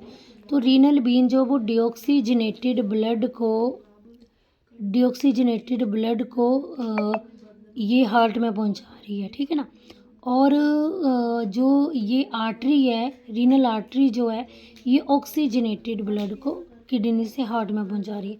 तो देखो इनमें इस तरह का होता है। अब हिपैटिक पोर्टल सिस्टम में क्या होता है कि पहले ब्लड ऑर्गन वन, यानी कि इसमें देख लो कि डिऑक्सीजनेटेड ब्लड जो है इंटेस्टाइन से आएगा और ऑर्गन वन, यानी कि ऑर्गन वन से ऑर्गन टू में आएगा डिऑक्सीजनेटेड ब्लड, फिर यहाँ पे डिटॉक्सीफाई होगा वो ब्लड और फिर प्योर ब्लड हार्ट में जाएगा। तो यहाँ से इंटेस्टाइन, स्टमक और पेनक्रियास से डिऑक्सीजनेटेड ब्लड जो है वो लीवर में जाएगा, ठीक है। कहाँ जाएगा, लीवर में जाएगा। तो ये इंटेस्टाइन से लीवर में जो डिऑक्सीजनेटेड ब्लड गया वो हिपैटिक एक वीन से जाएगा। तो डिऑक्सीजनेटेड ब्लड लीवर में एक वीन से जाएगा, उसको हिपैटिक पोर्टल वीन बोलते हैं, ठीक है ना। अब लीवर में वो ब्लड होगा ऑक्सीजनेटेड, ठीक है ना। अब यहाँ पे हिपैटिक वीन से डिऑक्सीजनेटेड ब्लड जाता है, लीवर से हिपैटिक वीन से डिऑक्सीजनेटेड ब्लड जाता है और हिपैटिक आर्टरी से ऑक्सीजनेटेड ब्लड जाता है, ठीक है। हिपैटिक आर्टरी से ऑक्सीजनेटेड और हिपैटिक वीन से डिऑक्सीजनेटेड ब्लड लीवर से जाता है। तो ये देखो ऑर्गन वन से ऑर्गन टू में डिऑक्सीजनेटेड ब्लड जाता है, फिर ऑर्गन टू से अगर हिपैटिक वीन होगी तो डिऑक्सीजनेटेड ब्लड जाएगा लीवर से, और अगर हिपैटिक आर्टरी हुई तो ऑक्सीजनेटेड ब्लड जाएगा लीवर से, ठीक है। अब कोरोनरी सर्कुलेशन क्या होती है, तो बोलते हैं ब्लड वेसल्स का नेटवर्क जो कि ब्लड को हार्ट में सप्लाई करता है। तो कोरोनरी सर्कुलेशन जो ब्लड वेसल का जाला जैसा है, नसों का गुच्छा है जो ब्लड को सप्लाई करता है हार्ट में, जो बस ब्लड को सप्लाई करता है हार्ट मस्कुलेचर में, ठीक है ना। तो कोरोनरी सर्कुलेशन में ब्लड वेसल का नेटवर्क जो है वो ब्लड को हार्ट में सप्लाई करता है, ठीक है। तो जो आपका अरोटा होता है ना, ठीक है। तो बेटा अरोटा जो है ये क्या कोरोनरी आर्टरी है। तो coronary artery, right coronary artery और लेफ्ट कोरोनरी आर्टरी, ठीक है। एरोटा जो है वो कोरोनरी आर्टरी में चेंज होता है। कोरोनरी आर्टरी में राइट कोरोनरी आर्टरी होती है, लेफ्ट कोरोनरी आर्टरी होती है। ये राइट कोरोनरी आर्टरी और लेफ्ट कोरोनरी आर्टरी वीन्स में खुलती है। अब ये वीन्स क्या करती हैं, ये वीन्स क्या करती हैं, डिऑक्सीजनेटेड ब्लड को राइट एट्रियम में देती है और राइट एट्रियम जो है वो क्या करता है, अब देखो बेटा ये कोरोनरी आर्टरी जो है वो बीन में ओपन होती है। बीन जो है वो क्या बनाता है, वीन जो है वो साइनस बनाता है, ओपन स्पेस बनाता है। ठीक है। फिर ये डिऑक्सीजनेटेड ब्लड जो है वो कहाँ जाता है, राइट एट्रियम में जाता है। ठीक है। अब देखो, अब सर्कुलेटरी पाथवे, बेटा आपको पता है कि सर्कुलेटरी सिस्टम 2 टाइप का होता है, ओपन और क्लोज। तो ओपन सर्कुलेटरी सिस्टम में आपको कोई कैपिलरी नहीं देखने को मिलेगी, कोई ब्लड वेसल डेवलप नहीं होगा, ब्लड जो है खुले स्पेस में होगा, साइनसेस में होगा। ठीक है ना। तो बेटा जो आपके मोलस्क और अर्थ्रोपोडा होते हैं उनमें ओपन सर्कुलेटरी सिस्टम होता है, लेकिन क्लोज सर्कुलेटरी सिस्टम में वेल डिवेल्प्ड ब्लड वेसल्स होते हैं, कैपिलरी नेटवर्क होता है, ब्लड फ्लो जो है वो ब्लड वेसल में होता है हाई प्रेशर से। ठीक है। और ये बहुत ही एफिशिएंट होता है क्लोज सर्कुलेटरी सिस्टम। और ये एनिलीड और कोरोडेट्स जो होते हैं उनमें क्लोज सर्कुलेटरी सिस्टम होता है, एनिलीड और कोरोडेट्स। ठीक है। अब हम हार्ट की टाइप्स पढ़ेंगे। तो हार्ट 3 टाइप के होते हैं, 2 चैम्बर हार्ट, 3 चैम्बर हार्ट और 4 चैम्बर हार्ट। 2 चैम्बर हार्ट किस में पाया जाता है, जो फिश होती है ना, मछलियों में 2 चैम्बर हार्ट पाया जाता है। तो ये देखो, बॉडी से डीऑक्सीजनेटेड ब्लड ऑरिकल में आएगा, फिर डीऑक्सीजनेटेड ब्लड वेंट्रिकल में आएगा, फिर ये ऑक्सीजनेशन के लिए गिल के पास आएगा। तो यहाँ पे ना हमेशा डीऑक्सीजनेटेड ब्लड मूव करता है। तो ऐसा हार्ट जिसमें जो है डीऑक्सीजनेटेड ब्लड मूव करता है उसको वीनस हार्ट बोलते हैं, क्योंकि वीनस हार्ट हमेशा ओनली डीऑक्सीजनेटेड ब्लड को पंप करता है। अब अगला हार्ट है वो 3 चैम्बर हार्ट। ठीक है ना। तो पाइसिस में पाइसिस में 2 चैम्बर हार्ट पाया जाता है, 3 चैम्बर हार्ट। तो यहाँ पे क्या होगा, ये यहाँ पे 2 ओरिकल है, 1 वेंट्रिकल है। तो यहाँ पे देखो ये राइट ओरिकल से डीऑक्सीजनेटेड ब्लड आएगा, लेफ्ट ओरिकल से ऑक्सीजनेटेड ब्लड आएगा। अब ये डीऑक्सीजनेटेड और ऑक्सीजनेटेड ब्लड वेंट्रिकल में मिक्स होंगे। ठीक है। अब यहाँ पे ना इंटरवेंट्रिकुलर सेप्टम बनने लगता है, अभी बना नहीं है, फॉर्मेशन स्टार्ट हुई है। तो जो आपके एम्फीबियन होते हैं उनमें, एम्फीबियन में इंटरवेंट्रिकुलर सेप्टम की फॉर्मेशन की जो बिगिनिंग होती है वो अब्सेंट होती है, और रेप्टाइल्स में इंटरवेंट्रिकुलर सेप्टम की बिगिनिंग स्टार्ट होती है। तो इसमें जो है आपको इनकम्प्लीट डबल सर्कुलेशन देखने को मिलता है 3 चैम्बर हार्ट वाले में। तो एम्फीबियन और रेप्टाइल में पाया जाता है। अब 4 चैम्बर हार्ट किस में पाया जाता है, एव्स में, मैमल्स में। और आपको पता है जो क्रोकोडाइल रेप्टाइल है उसमें भी 4 चैम्बर हार्ट पाया जाता है। वैसे तो रेप्टाइल में 3 चैम्बर हार्ट पाया जाता है, लेकिन क्रोकोडाइल में जो है वो 4 चैम्बर हार्ट पाया जाता है। ठीक है। अब यहाँ पे देखो ये 2 ओरिकल हैं, 2 वेंट्रिकल हैं। ठीक है ना। 2 ओरिकल हैं ऊपर, नीचे 2 वेंट्रिकल हैं। ठीक है। तो यहाँ पे 4 चैम्बर हार्ट पाया जाता है। तो यहाँ पे देखो, यहाँ पे डबल सर्कुलेशन होती है। आपको पता है ब्लड 2 बार 4 चैम्बर हार्ट में ब्लड 2 बार जो है वो जो आपका ऑक्सीजनेटेड ब्लड, ये ब्लड 2 बार हार्ट में पास करता है। और आर्टरियोवीनस, इसको आर्टरियोवीनस हार्ट बोलते हैं।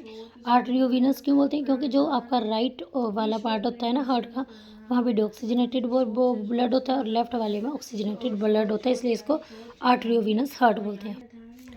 अब हम पढ़ेंगे हार्ट की type according to origin of heart beat. तो बेटा ओरिजिन ऑफ हार्ट बीट के बेसिस पे हार्ट जो है वो मियोजेनिक होता है, न्यूरोजेनिक होता है। तो बेटा जो हार्ट बीट कैसे स्टार्ट होती है, तो हार्ट बीट स्टार्ट होती है एक इम्पल्स द्वारा। वो इम्पल्स ना हार्ट मसल से जनरेट होती है। जब हार्ट मसल से इम्पल्स जनरेट होती है तो ऐसी हार्ट बीट को मियोजेनिक बोलते हैं। और जब हार्ट बीट न्यूरॉन से इनिशिएट होती है, जब हार्ट बीट जो है, जब हार्ट बीट इम्पल्स से, जब हार्ट बीट जो है, ये देखो, जब हार्ट बीट स्टार्ट होती है, जब हार्ट मसल से इम्पल्स जनरेट हो, जब न्यूरॉन से जब हार्ट मसल से इम्पल्स जनरेट हो तो हार्ट बीट स्टार्ट होती है। जब न्यूरॉन से हार्ट बीट इनिशिएट हो तो न्यूरोजेनिक होती है। ठीक है। तो मियोजेनिक वर्टिब्रेट्स में होती है और न्यूरोजेनिक इनवर्टिब्रेट्स होती है। अब इसके एमसीक्यू कैसे हैं, तो हार्ट डबल मेम्ब्रेन लेयर से प्रोटेक्ट है, उसको बोलते हैं पेरिकार्डियम। ठीक है। अब एक इनर लाइनिंग होती है स्क्वैमस एपिथेलियम, इसकी इनर लाइनिंग जो होती है, जो ब्लड वेसल में होती है, उसको बोलते हैं ट्यूनिका इंटरना और ट्यूनिका इंटीमा। ठीक है ना। अब ब्लड वेसल जब हमारी बॉडी में होते हैं for the circulation of blood to and from the cardiac musculature, one part of dash.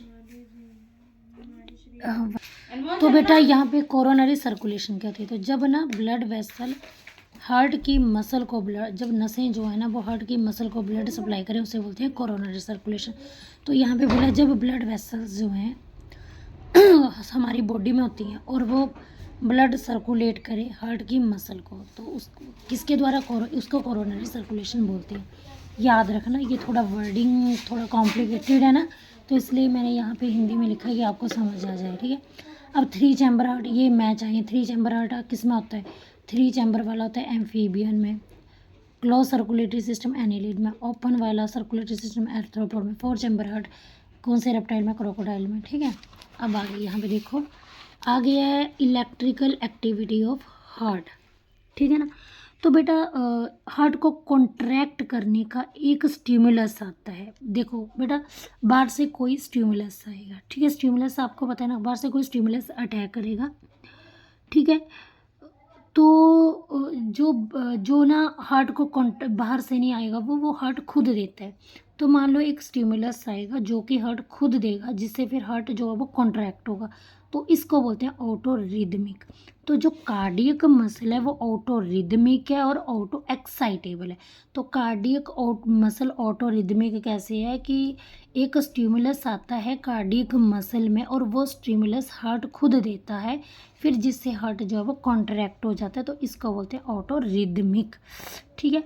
अब कार्डियक मसल जो है वो ऑटो एक्साइटेबल है। अब ऑटो एक्साइटेबल कैसे, कार्डियक मसल जो है वो ऑटो एक्साइटेबल है क्योंकि ये खुद ही एक्शन पोटेंशियल यानी कि करंट जनरेट करती है, ठीक है। कार्डियक मसल्स जो है वो ऑटो एक्साइटेबल है क्योंकि ये खुद ही अपने आप ही एक्शन पोटेंशियल या फिर करंट जनरेट करती है, ठीक है ना। अब ये देखो, ये है सेल मेम्ब्रेन। तो सेल मेम्ब्रेन के अक्रॉस एक पोटेंशियल डिफरेंस होता है अराउंड -70 मिलीवोल्ट, ठीक है। तो ये सेल मेम्ब्रेन के अराउंड एक current action potential difference -70 MV का जनरेट होता है। अब ये जब एक्शन पोटेंशियल ना ये -70 से जब ये चेंज होता है ना, एक्शन पोटेंशियल, ये करंट जब ये एक्शन पोटेंशियल जब चेंज होता है जिससे इलेक्ट्रिक करंट बनता है, तो ये -70 MV से +30 MV तक ले आ सकती हैं। जब ये -70 से ये जो करंट है -70 MV से +30 MV तक कार्डियक मसल ले आ सकती हैं, तो इस कंडीशन को बोलते हैं एक्शन पोटेंशियल, ठीक है। तो याद आया कि ये जो मतलब सेल मेम्ब्रेन है, यहाँ पे एक एक्शन पोटेंशियल जनरेट हुआ -70 MV का, जहाँ पे मेम्ब्रेन के बाहर पॉजिटिव चार्ज है और मेम्ब्रेन के अंदर नेगेटिव चार्ज है। जब ये करंट जो है कार्डियक मसल जो है इस एक्शन पोटेंशियल को -70 MV से +30 MV तक ले आती हैं, ठीक है, ले आती हैं, तो ऐसी कंडीशन को क्या बोलते हैं, ऐसी कंडीशन को बोलते हैं एक्टिव पोटेंशियल जनरेशन, ठीक है ना। तो देखो बेटा, यहाँ पे क्या हुआ, तो यहाँ पे आपको पता है डीपोलराइजेशन होता है सिस्टोल होना, मतलब कि डीपोलराइजेशन सिस्टोल मतलब कॉन्ट्रैक्शन, ठीक है ना। तो कॉन्ट्रैक्शन होना, डीपोलराइजेशन होता है कॉन्ट्रैक्शन होना, ठीक है। और रीपोलराइजेशन होता है कि डायास्टोल होना, ठीक है ना। रीपोलराइजेशन क्या होता है, डायास्टोल होना। अब देखो बेटा, जब ना याद रखना, डीपोलराइजेशन कॉन्ट्रैक्ट, रीपोलराइजेशन डायस्टोल, ठीक है। अब जो बेटा जब हम एम्ब्रियो थे ना, तो कुछ पैचेस जो थे कार्डियक मसल के, जब हम एम्ब्रियो थे तो कार्डियक मसल के कुछ पैचेस जो थे जो डेवलप हुए, जब हम एम्ब्रियो थे तो कार्डियक मसल के पैच डेवलप हुए और उन कार्डियक मसल के पैच ने न्यूरॉन के ऊपर काम किया, ठीक है, न्यूरॉन के ऊपर काम किया। अब इसी प्रॉपर्टी के कारण हार्ट अपनी हार्ट बीट खुद बना सकता है, ठीक है ना। जब हम एम्ब्रियो थे तो कुछ पैचेस जो हैं वो कार्डियक मसल के पैचेस डेवलप हुए, उन पैच ने न्यूरॉन के ऊपर काम किया और इस प्रॉपर्टी के कारण हार्ट अपनी हार्ट बीट खुद बना सकता है। इसको बोलते हैं मियोजेनिक हार्ट बीट, ठीक है। तो जब बेटा जो हार्ट मसल से इम्पल्स जो जनरेट होती है, जो हार्ट बीट को स्टार्ट करती है उसको बोलते हैं मियोजेनिक हार्ट बीट। ठीक है। अब बेटा देखो कुछ ऑर्गेनिज्म जो है ना, जैसे नॉन कॉर्डेट्स हैं, नॉन कॉर्डेट जो है ना उनमें एक्शन पोटेंशियल न्यूरॉन देता है। हमने बताया भी था कि जो इनवर्टिब्रेट्स होते हैं नॉन कॉर्डेट होते हैं उनमें करंट कौन देता है, न्यूरॉन देता है। फिर हार्ट को पता है, पहले ना एक्शन पोटेंशियल न्यूरॉन देता है नॉन कॉर्डेट्स में, फिर हार्ट को पता चलता है कि क्या करना है। ठीक है। अब बेटा वो पैचेस जो थे ना, मैंने आपको बताया कि जो पैचेस जो है जब हम एम्ब्रियो थे, जो पैचेस थे, जो कुछ पैचेस थे ना कार्डियक मसल के, वो डिवेल्प हुए तो उन्होंने न्यूरॉन के ऊपर एक्ट किया। ठीक है ना। अब वो पैचेस ना एक्स्ट्रा डिवेल्प हो गए ड्यूरिंग डिवेलपमेंट टाइम। तो जब वो पैचेस एक्स्ट्रा डिवेल्प हो गए तो उनके लिए नोड वर्ड यूज़ करेंगे। मैंने क्या बोला, जब हम एम्ब्रियो थे तो कार्डियक मसल के पैचेस जो हैं जब डिवेल्प होंगे तो वो न्यूरॉन के ऊपर एक्ट करेंगे। ठीक है। इसी प्रॉपर्टी के कारण हार्ट बीट जो है वो अपनी बीट खुद बना सकता है, जिसे म्यूजेनिक हार्ट बीट बोलते हैं। और हार्ट बीट जो है वो इनिशिएट कैसे हुई, हार्ट मसल्स के द्वारा इनिशिएट हुई, याद रखना। अब जब ये पैचेस जो हैं कुछ एक्स्ट्रा डेवलप हो गए ड्यूरिंग डेवलपमेंट टाइम तो उनके लिए नोड वर्ड यूज़ करेंगे। ठीक है ना। अब देखो बेटा ये आपका ये जो थोड़ा मैंने हार्ट का आपको समझाने के लिए बनाया है, तो यहाँ पे देखो ये राइट ऑरिकल है, लेफ्ट ऑरिकल है, राइट वेंट्रिकल है, लेफ्ट वेंट्रिकल है। अब आपका जो राइट ऑरिकल है ना, इसके ऊपर जाके राइट कॉर्नर में कार्डियक मसल का पैच है। राइट ऑरिकल में ऊपर जाके जो है वो कार्डियक मसल का पैच है। और जब ये कार्डियक मसल का पैच एक्स्ट्रा डेवलप हो गया ना डेवलपमेंट के टाइम, तो उसे नोड कहा गया। तो ये कौन सा नोड है, एसए नोड है। और ये एसए नोड कहाँ पे है, upper right corner of right atrium. ठीक है। अब बेटा ये 1 मिनट में एसए नोड जो है, ठीक है, 70 से 75 टाइम एक्शन पोटेंशियल जनरेट करता है, जो कि हार्ट बीट के इक्वल होता है। तो ये एसए नोड जो है ये 1 मिनट में 70 से 75 टाइम एक्शन पोटेंशियल जनरेट करता है, और ये एक्शन पोटेंशियल हार्ट बीट के इक्वल होता है। अब एसए नोड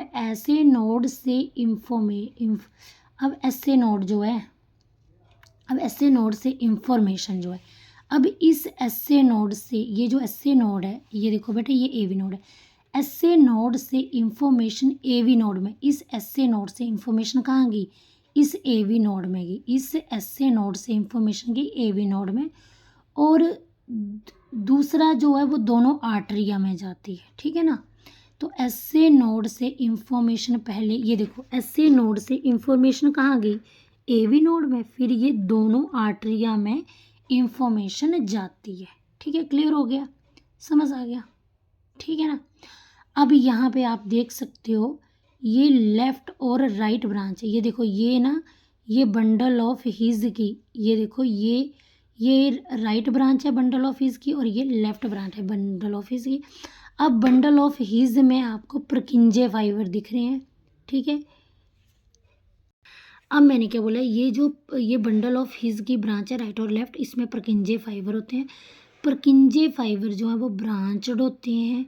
ये प्रकिंजे फाइबर बड़ी फास्ट जो है वो कंडक्टिंग करते हैं। प्रकिंजे फाइबर ब्रांचड होते हैं। ये वेंट्रिकल को, प्रकिंजे फाइबर जो है ना ब्रांचड होते हैं, ये वेंट्रिकल को कॉन्ट्रैक्ट करते हैं। ये जो एवी नोड है ना, ये कनेक्शन क्रिएट करता है ऑरिकल और वेंट्रिकल के बीच में। और बंडल ऑफ हिज जो है ये इंटरवेंट्रिकुलर सेप्टम बनाता है। क्लियर हो गया। तो आई होप आपको ये क्लियर हुआ होगा। अब मैंने आपको क्या बताया, मैंने बोला कि जो आपका मैंने बताया ना, ये देखो ये राइट ऑरिकल है, यहाँ पे होता है एसए नोड होता है, और यहाँ पे होता है एवी नोड। तो एसए नोड से इंफॉर्मेशन एवी नोड में भी जाएगी, और एसए नोड से इंफॉर्मेशन एट्रिया में भी जाएगी, ऑरिकल्स में भी जाएगी। ठीक है। अब मैंने बताया कि एसए नोड जो वो 1 मिनट में 70 से 75 एक्शन पोटेंशियल जनरेट करता है, जो कि इक्वल होता है 1 हार्ट बीट। तो बोलते हैं कि जब हमारी 1 हार्ट बीट है उसमें एसए नोड ने ना एक हार्ट बीट में क्या हुआ कि एसए नोड ने एक्शन पोटेंशियल जनरेट किया।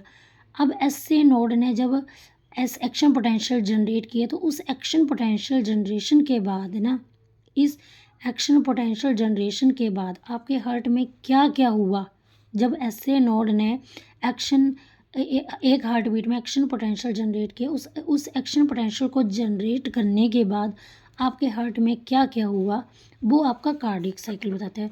तो कार्डियक साइकिल जो है वो एक हार्ट बीट की मतलब कि ऐसे नोड ने जो भी 1 मिनट में एक्शन पोटेंशियल किया, एक हार्ट बीट के सारे इवेंट जो बताता है कार्डियक साइकिल की फॉर्म में, ठीक है ना। तो आपकी हार्ट बीट के सारे इवेंट बताता है कार्डियक साइकिल की फॉर्म में। कार्डियक साइकिल क्या होता है? जब all the event associated with single heart beat. तो मैंने क्या बोला कि कार्डियक साइकिल सारे इवेंट बताता है एक हार्ट बीट के साइकिल की फॉर्म में, तो उसको बोलते हैं कार्डियक साइकिल, ठीक है। अब हार्ट बीट जो है, हार्ट बीट 2 टाइप का होता है, सिस्टोल और डायस्टोल। अब पहले थोड़ा मैं आपको ना ये थोड़ा आउटव्यू बता देती हूँ इसका, जिससे आपको चीज़ें और क्लियर हो जाएंगी। थोड़ा मैं आपका कंसेप्ट क्लियर कर देती हूँ। हार्ट बीट में 2 टर्म्स आती है, सिस्टोल और डायस्टोल। सिस्टोल होता है कॉन्ट्रैक्शन, डायस्टोल होता है रिलैक्सेशन। जब सिस्टोल होता है ना, मान लो जब कॉन्ट्रैक्शन होता है ना, तो क्या होता है? तो हार्ट में प्रेशर बढ़ जाता है, हार्ट के अंदर प्रेशर बढ़ जाता है। जब कॉन्ट्रैक्शन होता है ना, सिस्टोल होता है, तो हार्ट के अंदर प्रेशर बढ़ जाता है और ब्लड हाई प्रेशर से लो प्रेशर मूव करता है। अब देखो, मान लो यहाँ पे आर्टरियल कॉन्ट्रैक्शन हुआ, आर्टरियल सिस्टोल हुआ। आर्टरियल सिस्टोल मतलब कि ऑरिकल कॉन्ट्रैक्ट हुए। जब ऑरिकल कॉन्ट्रैक्ट होंगे तो ऑरिकल में प्रेशर बढ़ जाएगा और ब्लड कहाँ से फ्लो होगा? High pressure to low pressure flow होगा, ठीक है। अब नेक्स्ट है कार्डियक साइकिल। कार्डियक साइकिल में पहली स्टेज क्या है? तो बेटा जो ऑरिकल और वेंट्रिकल होते हैं ना, कार्डियक पहली स्टेज में ऑरिकल और वेंट्रिकल ये दोनों ना, ये ऑरिकल भी वेंट्रिकल भी दोनों रिलैक्स होते हैं, ठीक है। तो जब ये दोनों रिलैक्स होते हैं तो इस स्टेज को जॉइंट डायस्टोल बोलते हैं। अब बेटा पहले मैं समझा देती हूँ, फिर डायग्राम से समझाऊंगी, ठीक है। अब बेटा जब दोनों रिलैक्स होते हैं तो प्रेशर भी कम होगा, तो ये वो टाइम होगा। अब जब दोनों रिलैक्स हैं, जॉइंट डायस्टोल में है, तो प्रेशर भी कम होगा, तो ये वो टाइम होगा जब सेमिल्यूनार बल्लव जो है, सेमिल्यूनार बल्लव आपको पता है ना कहाँ पे था? सेमिल्यूनार बल्लव जो पल्मोनरी आर्टरी और अरोटा का, ये जो सेमिल्यूनार बल्लव है, जब ये ऑरिकल और वेंट्रिकल ये दोनों रिलैक्स होंगे ना, तो सेमिल्यूनार बल्लव ब्लड वेसल में खुलेगा, ठीक है। सेमिल्यूनार बल्लव ब्लड वेसल में खुलेगा और बोलते जब ऑरिकल वेंट्रिकल दोनों रिलैक्स होंगे तो ये वो टाइम होगा जब सेमिल्यूनार बल्लव जो है, जो कि ब्लड वेसल में खुलता है, ये सेमिल्यूनार बल्लव जो है वो क्लोज हो जाते हैं, ठीक है। और इस टाइम में आपका जो एवी वेल्व है, मतलब कि बाइकस्पिड और ट्राइस्पिड, जब दोनों रिलैक्स होते हैं तो सेमिल्यूनार बल्लव जो है वो क्लोज हो जाता है और एवी वेल्व, बाइकस्पिड वेल्व जो होते हैं और ट्राइस्पिड वेल्व होते हैं, बाइकस्पिड और ट्राइस्पिड वेल्व जो होते हैं वो खुल जाते हैं, ठीक है। और जो आपका बीना कैवा होता है ना, बीना कैवा होता है, सुपीरियर इन्फीरियर बीना कैवा होता है, और पल्मोनरी वेन्स ब्लड वेसल्स होती हैं, ये दोनों ना, ये दोनों इन दोनों में प्रेशर बढ़ जाता है। समझ आया? अभी मैं इसको डायग्राम से समझाती हूँ। ये देखो, फर्स्ट स्टेज में आपका ऑरिकल वेंट्रिकल जो है वो रिलैक्स होगा, जॉइंट डायस्टोल स्टेज में होगा। इसमें क्या हुआ? इसमें जो आपके सेमिल्यूनार बल्लव हैं वो क्लोज हैं और आपके जो एवी वेल्व हैं, बाइकस्पिड और ट्राइकस्पिड वेल्व हैं, ये क्या है? ये ओपन है। अब जो आपके सुपीरियर इन्फीरियर बीना कैवा और पल्मोनरी वेन है, यहाँ पे क्या हुआ? यहाँ पे प्रेशर बढ़ गया। अब यहाँ पे प्रेशर बढ़ गया, इस टाइप फिर क्या होगा? तो ब्लड जो है ये पल्मोनरी वेन से, सुपीरियर इन्फीरियर वेन से कंडक्ट होगा कहाँ को? राइट वेंट्रिकल में। तो ये ब्लड राइट वेंट्रिकल में जाएगा, राइट वेंट्रिकल में जाएगा किसके द्वारा? बाइकस्पिड या फिर ट्राइकस्पिड वेल्व के द्वारा, ट्राइकस्पिड वेल्व द्वारा राइट वेंट्रिकल में जाएगा, ठीक है ना। क्योंकि आपकी जो ट्राइकस्पिड वेल्व और बाइकस्पिड वेल्व है ये तो ओपन है, तो इनके थ्रू राइट वेंट्रिकल में जाएगा और आपका राइट वेंट्रिकल जो है वो 70% भर जाएगा। अब क्लियर हो गया? अब क्योंकि आपको पता है ना इसमें जो है वो सेमिल्यूनार क्लोज है, तो ब्लड जो है ट्राइकस्पिड और बाइकस्पिड वेल्व द्वारा जाएगा, ठीक है। अब आगे जो है तो बेटा सबसे पहले जो है वेंट्रिकल फर्स्ट रैपिड फीलिंग हुई जॉइंट डायस्टोल में, फर्स्ट रैपिड फीलिंग हुई वेंट्रिकल की, 70% ब्लड जो है वो वेंट्रिकल में भर गया, ठीक है ना। तो अब क्या होगा जैसे ही ब्लड बढ़ गया, जैसे ही ब्लड जो है आएगा तो ऐसे नोड को स्टिमुलेट। अब देखो बेटा, जैसे ही ब्लड वेंट्रिकल में आ गया, वेंट्रिकल भर गया, तो ऐसे नोड जो ऊपर राइट एट्रियम के कॉर्नर में ऐसे नोड होता है ना, इसको स्टिमुलस मिलेगा। तो ऐसे नोड जैसे ब्लड भर गया ना आपके वेंट्रिकल में, राइट वेंट्रिकल में, तो ऐसे नोड राइट एट्रियम में होता है, उसको स्टिमुलस मिलेगा। और ऐसे नोड जो वो एक्शन पोटेंशियल यानी कि करंट जनरेट कर देगा। अब करंट जनरेट हो गया ना, तो करंट जैसे जनरेट हो जाएगा ना, तो आर्टरिया को इंफॉर्मेशन भेजता है कि जिससे आर्टरिया कॉन्ट्रैक्ट होगा। ठीक है, क्या हुआ, मैंने क्या बोला, जैसे ही ब्लड जो है वो वेंट्रिकल में भर गया, ऐसे नोड जो है उसको स्टिमुलस मिलता है। तो ऐसे नोड को स्टिमुलस मिलेगा, एक्शन पोटेंशियल जनरेट होगा। जैसे ही एक्शन पोटेंशियल जनरेट होगा तो एट्रिया को इंफॉर्मेशन भेजता है। ऐसे नोड में करंट जनरेट होगा तो एट्रिया को इंफॉर्मेशन भेजेगा और एट्रिया क्या होगा, कॉन्ट्रैक्ट हो जाएगा। अब एट्रिया कॉन्ट्रैक्ट हो जाएगा, सिकुड़ जाएगा ना एट्रिया, तो जो एट्रिया का बचा खुचा ब्लड है वो भी वेंट्रिकल में चला जाएगा। समझ आ गया? तो इसको बोलते हैं एट्रिया। अब सेकंड स्टेज है कार्डियक साइकिल की, ये एट्रिया। जब एट्रिया, मैंने क्या बोला, जब वेंट्रिकल ब्लड से भर जाएगा, ऐसे नोड को स्टिमुलस मिलेगा, ऐसे नोड को स्टिमुलस मिलेगा, तो फिर क्या होगा, जैसे स्टिमुलस मिलेगा तो एट्रिया जो है वो तो एक्शन पोटेंशियल जनरेट होगा, एट्रिया कॉन्ट्रैक्ट हो जाएगा। एट्रिया कॉन्ट्रैक्ट होगा तो इसका बचा खुचा ब्लड जो है वो वेंट्रिकल में जाएगा, तो इसको बोलते हैं एट्रियल सिस्टोल। ठीक है, तो ड्यू टू एट्रियल और यहाँ पे आर्टरिया कॉन्ट्रैक्ट हो जाएगी ड्यू टू एट्रियल डीपोलराइजेशन। ठीक है, तो ये सेकंड रैपिड फीलिंग है। और यहाँ पे अब ये जो है ये 50% वेंट्रिकल को फिल कर देगा। पहली जो रैपिड फीलिंग थी उसमें 70% वेंट्रिकल फिल होता है, इसमें 50% वेंट्रिकल फिल हो जाता है। अब तीसरी स्टेज आई, इसमें तीसरी स्टेज में क्या होगा, अब बेटा तीसरी स्टेज में क्या होगा कि आपका जो तीसरी स्टेज में क्या होगा कि अब देखो ये है वेंट्रिकुलर सिस्टोल। अब वेंट्रिकल जो है वो कॉन्ट्रैक्ट होना स्टार्ट होगा। जब वेंट्रिकल कॉन्ट्रैक्ट होना स्टार्ट होता है तो ये जो बाइकस्पिड और ट्राइकस्पिड वेल्व थी ना, ये जो खुली थी ये क्लोज हो जाएंगी, है ना, और ये भी क्लोज हो जाएंगे। अब आपकी सेमिलुनर बल्ब क्लोज हैं और ये बाइकस्पिड ट्राइकस्पिड यानी कि एवी बल्ब भी क्लोज हो जाएगी। अब वेंट्रिकल के अंदर क्या होगा, प्रेशर बढ़ जाएगा। जैसे ही, अब देखो बेटा, जैसे ही वेंट्रिकल के अंदर प्रेशर बढ़ा, इस प्रेशर के बढ़ने से ये एवी वैल्व भी क्लोज होगी। तो जब एवी वैल्व जैसे ही क्लोज हुई तो फर्स्ट हार्ट साउंड प्रोड्यूस हुई जिसे लब बोलते हैं। ठीक है, अब उसके बाद आइसोवोल्यूमेट्रिक कॉन्ट्रैक्शन। आइसोवोल्यूमेट्रिक कॉन्ट्रैक्शन मतलब अब आपको पता है वेंट्रिकल जो है अब कॉन्ट्रैक्ट कर रही है लगातार, तो क्या हुआ, वेंट्रिकल में और प्रेशर बढ़ेगा एज कम्पेयर टू एरोटा। ठीक है, और आपकी age compare to aorta and pulmonary artery. ठीक है, पल्मोनरी आर्टरी के कंपैरिजन और अरोटा के कंपैरिजन जो है वो वेंट्रिकल में जो है वो प्रेशर बढ़ जाएगा, जिसे बोलते हैं वेंट्रिकुलर इजेक्शन। तो मैंने क्या बोला, अब वेंट्रिकल लगातार कॉन्ट्रैक्ट हो रहा है जिससे वेंट्रिकल में प्रेशर बढ़ जाएगा age compare to aorta and pulmonary artery.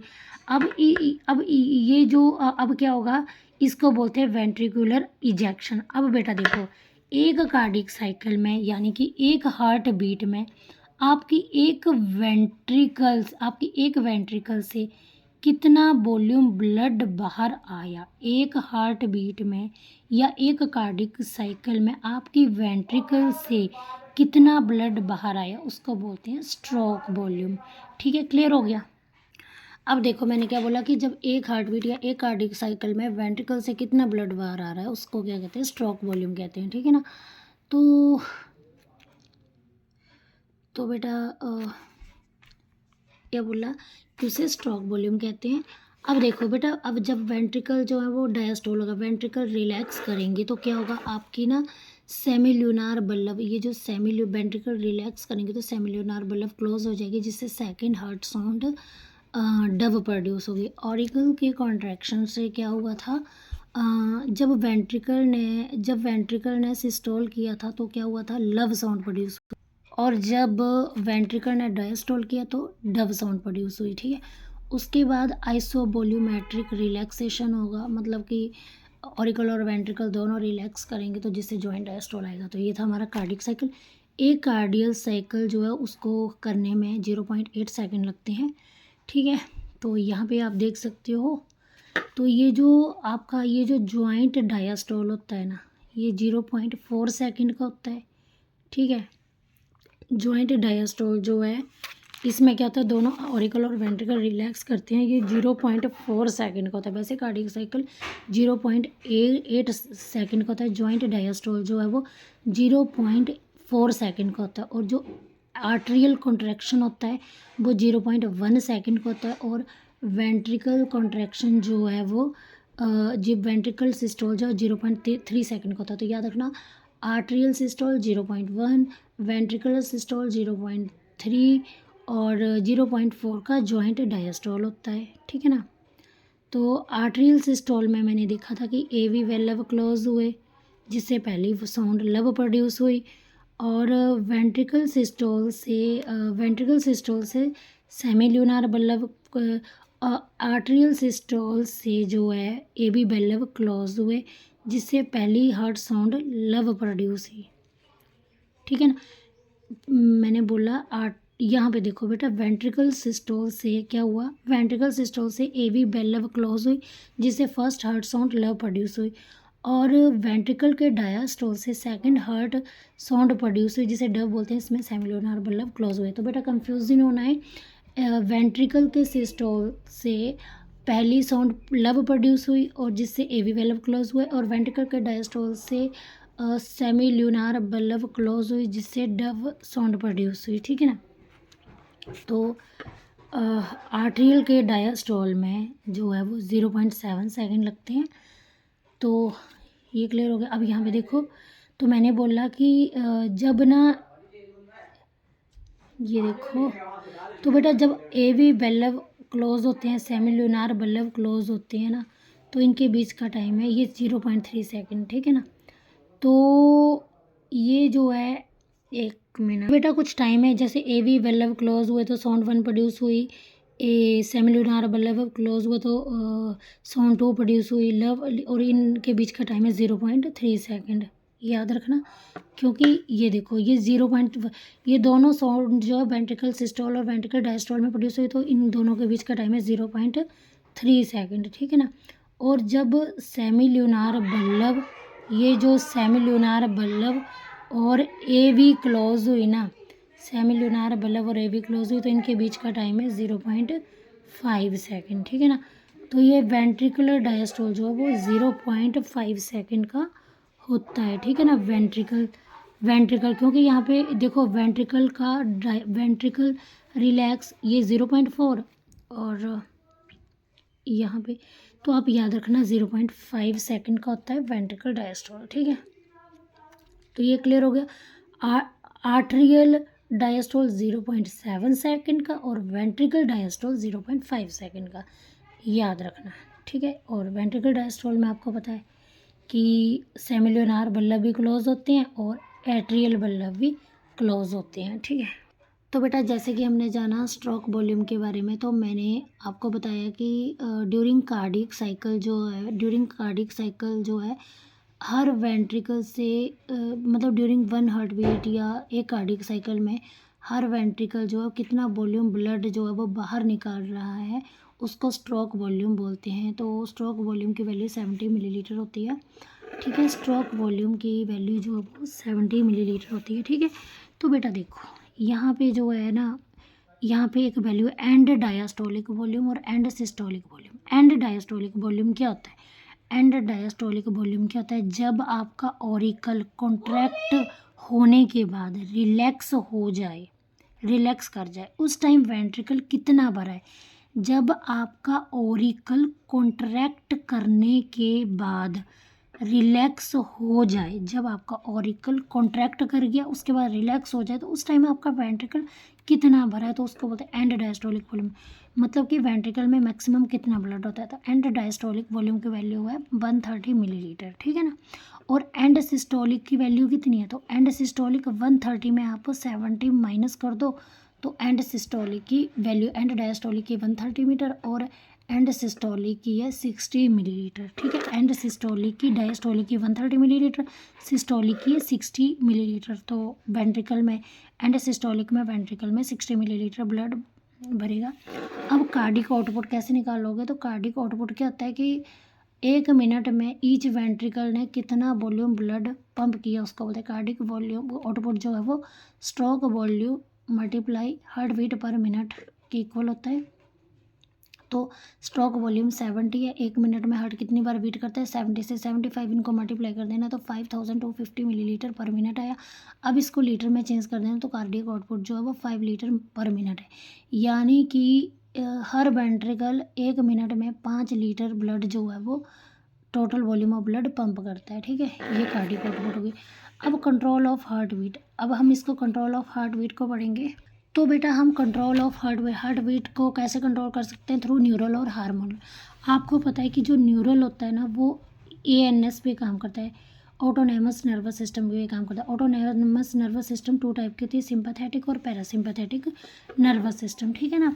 तो आपका ये देखो, ये आपका बेटा ये देखो, ये आपका कार्डियोवैस्कुलर सेंटर है, ये मेडुला है। मेडुला में कार्डियोवैस्कुलर सेंटर होता है। इस कार्डियोवैस्कुलर सेंटर में कार्डियक एक्सेलरेटरी रीजन होता है और कार्डियक डी एक्सेलरेटरी रीजन होता है। अब ये जो कार्डियक एक्सेलरेटरी रीजन होता है ना, इसमें सिंपैथेटिक न्यूरॉन काम करता है, ठीक है। कार्डियक एक्सेलरेटरी रीजन में सिंपैथेटिक न्यूरॉन काम करता है, ठीक है।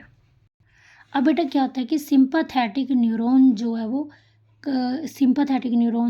SA नोड में इंफॉर्मेशन लेके आएगा। अब जैसे सिंपैथेटिक न्यूरॉन से SA नोड में इंफॉर्मेशन आई, ये देखो ये सिंपैथेटिक न्यूरॉन है ना, ये कार्डियक एक्सेलरेटरी रीजन है, या सिंपैथेटिक न्यूरॉन्स जो है ये सिंपैथेटिक न्यूरॉन है, ये आपका SA नोड में इंफॉर्मेशन ला रहा है। अब SA नोड में इंफॉर्मेशन आई तो क्या हुआ, डीपोलराइजेशन हुआ। क्या हुआ, डीपोलराइजेशन, यानी कि डीपोलराइजेशन मतलब सिस्टोल हुआ, कॉन्ट्रैक्शन हुआ, जिससे हार्ट रेट बढ़ गया और कार्डियक आउटपुट भी बढ़ गई, ठीक है।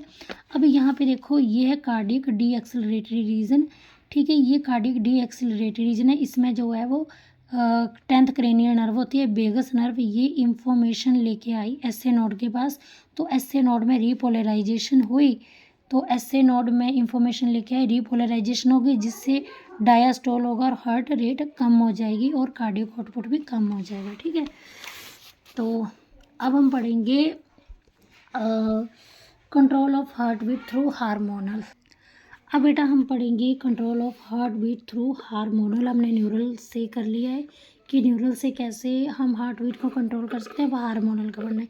तो ये देखो ये किडनी है, किडनी के टॉप में एड्रीनल ग्लैंड होती है, एड्रीनल ग्लैंड में एड्रीनल कोर्टेक्स होता है, एड्रीनल मॉड्यूला होता है। एड्रीनल मेड्यूला जो होता है ना वो एड्रीनलिन हार्मोन या एपाइनफ्राइन हार्मोन रिलीज़ करती है, और ये एड्रीनलिन यानी कि एपाइनफ्राइन हार्मोन रिलीज़ करती है और नॉन एड्रेलिन यानी नॉरएपाइनफ्राइन हार्मोन रिलीज़ करती है।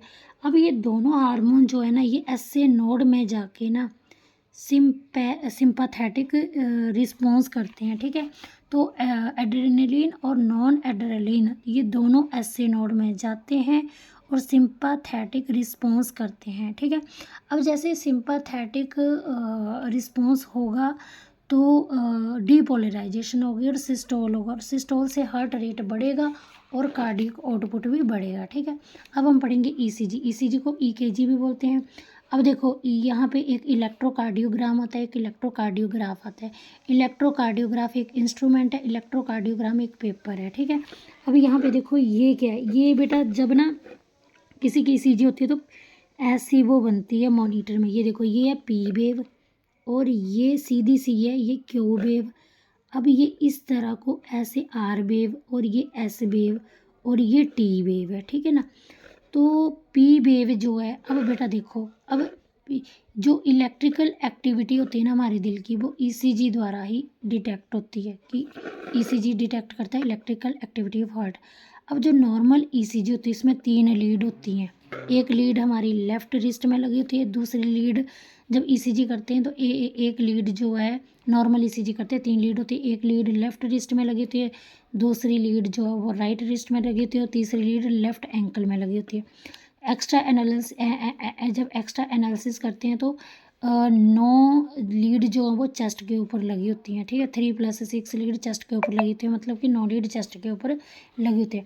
जब हमारा एसए नोड ना एक्शन पोटेंशियल बनाता है या करंट बनाता है तो पूरे आर्टरिया को, जब हमारा एसए नोड डीपोलराइजेशन करता है तो पूरे के पूरे आर्टरिया को कॉन्ट्रैक्ट कर देता है, जिससे पी वेव बनती है। तो जब हमारा एसए नोड एक्शन पोटेंशियल बनाता है, करंट बनाता है, तो पूरे के पूरे आर्टरिया को कॉन्ट्रैक्ट कर देता है, जिससे पी वेव बनती है।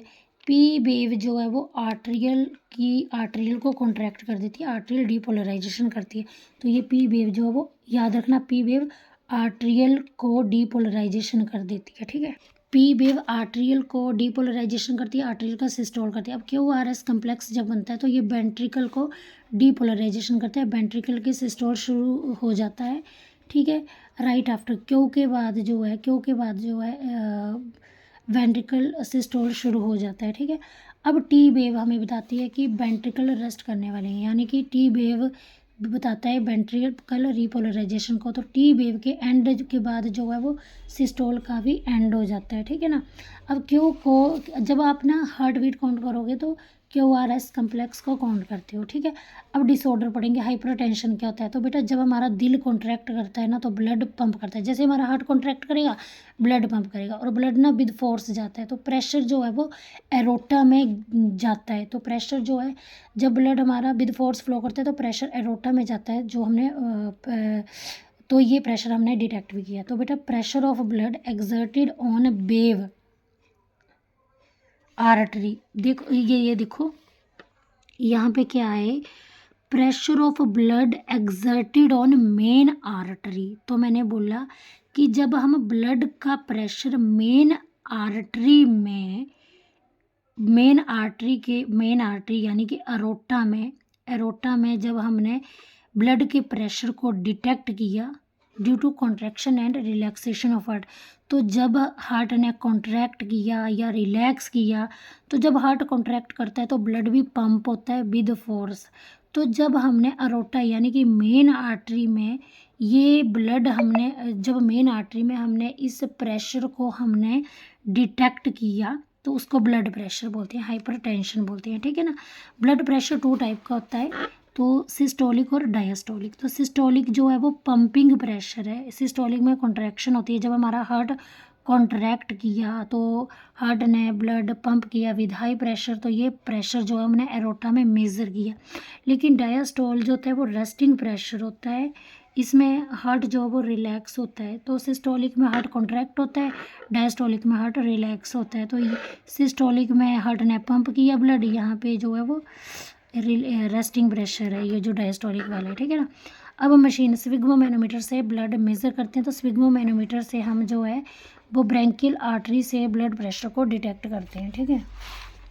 अब आगे है ब्लड प्रेशर जो है वो 100 जो आपका तो जो सिस्टोलिक ब्लड प्रेशर है वो 120 मिलीमीटर मरकरी होता है, और डायस्टोलिक जो है वो 80 मिलीमीटर मरकरी होता है।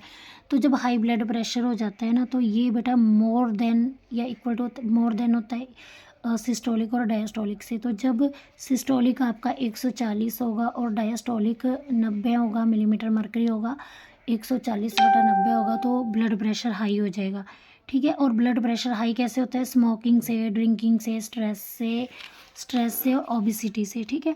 अब क्या होता है कि ये क्या करता है, जैसे हमारे बॉडी ऑर्गन यानी हमारे हाई ब्लड प्रेशर हमारे ब्रेन को, हमारी किडनी को डैमेज कर सकता है, हमारे ब्रेन हमारी किडनी को डैमेज कर सकता है।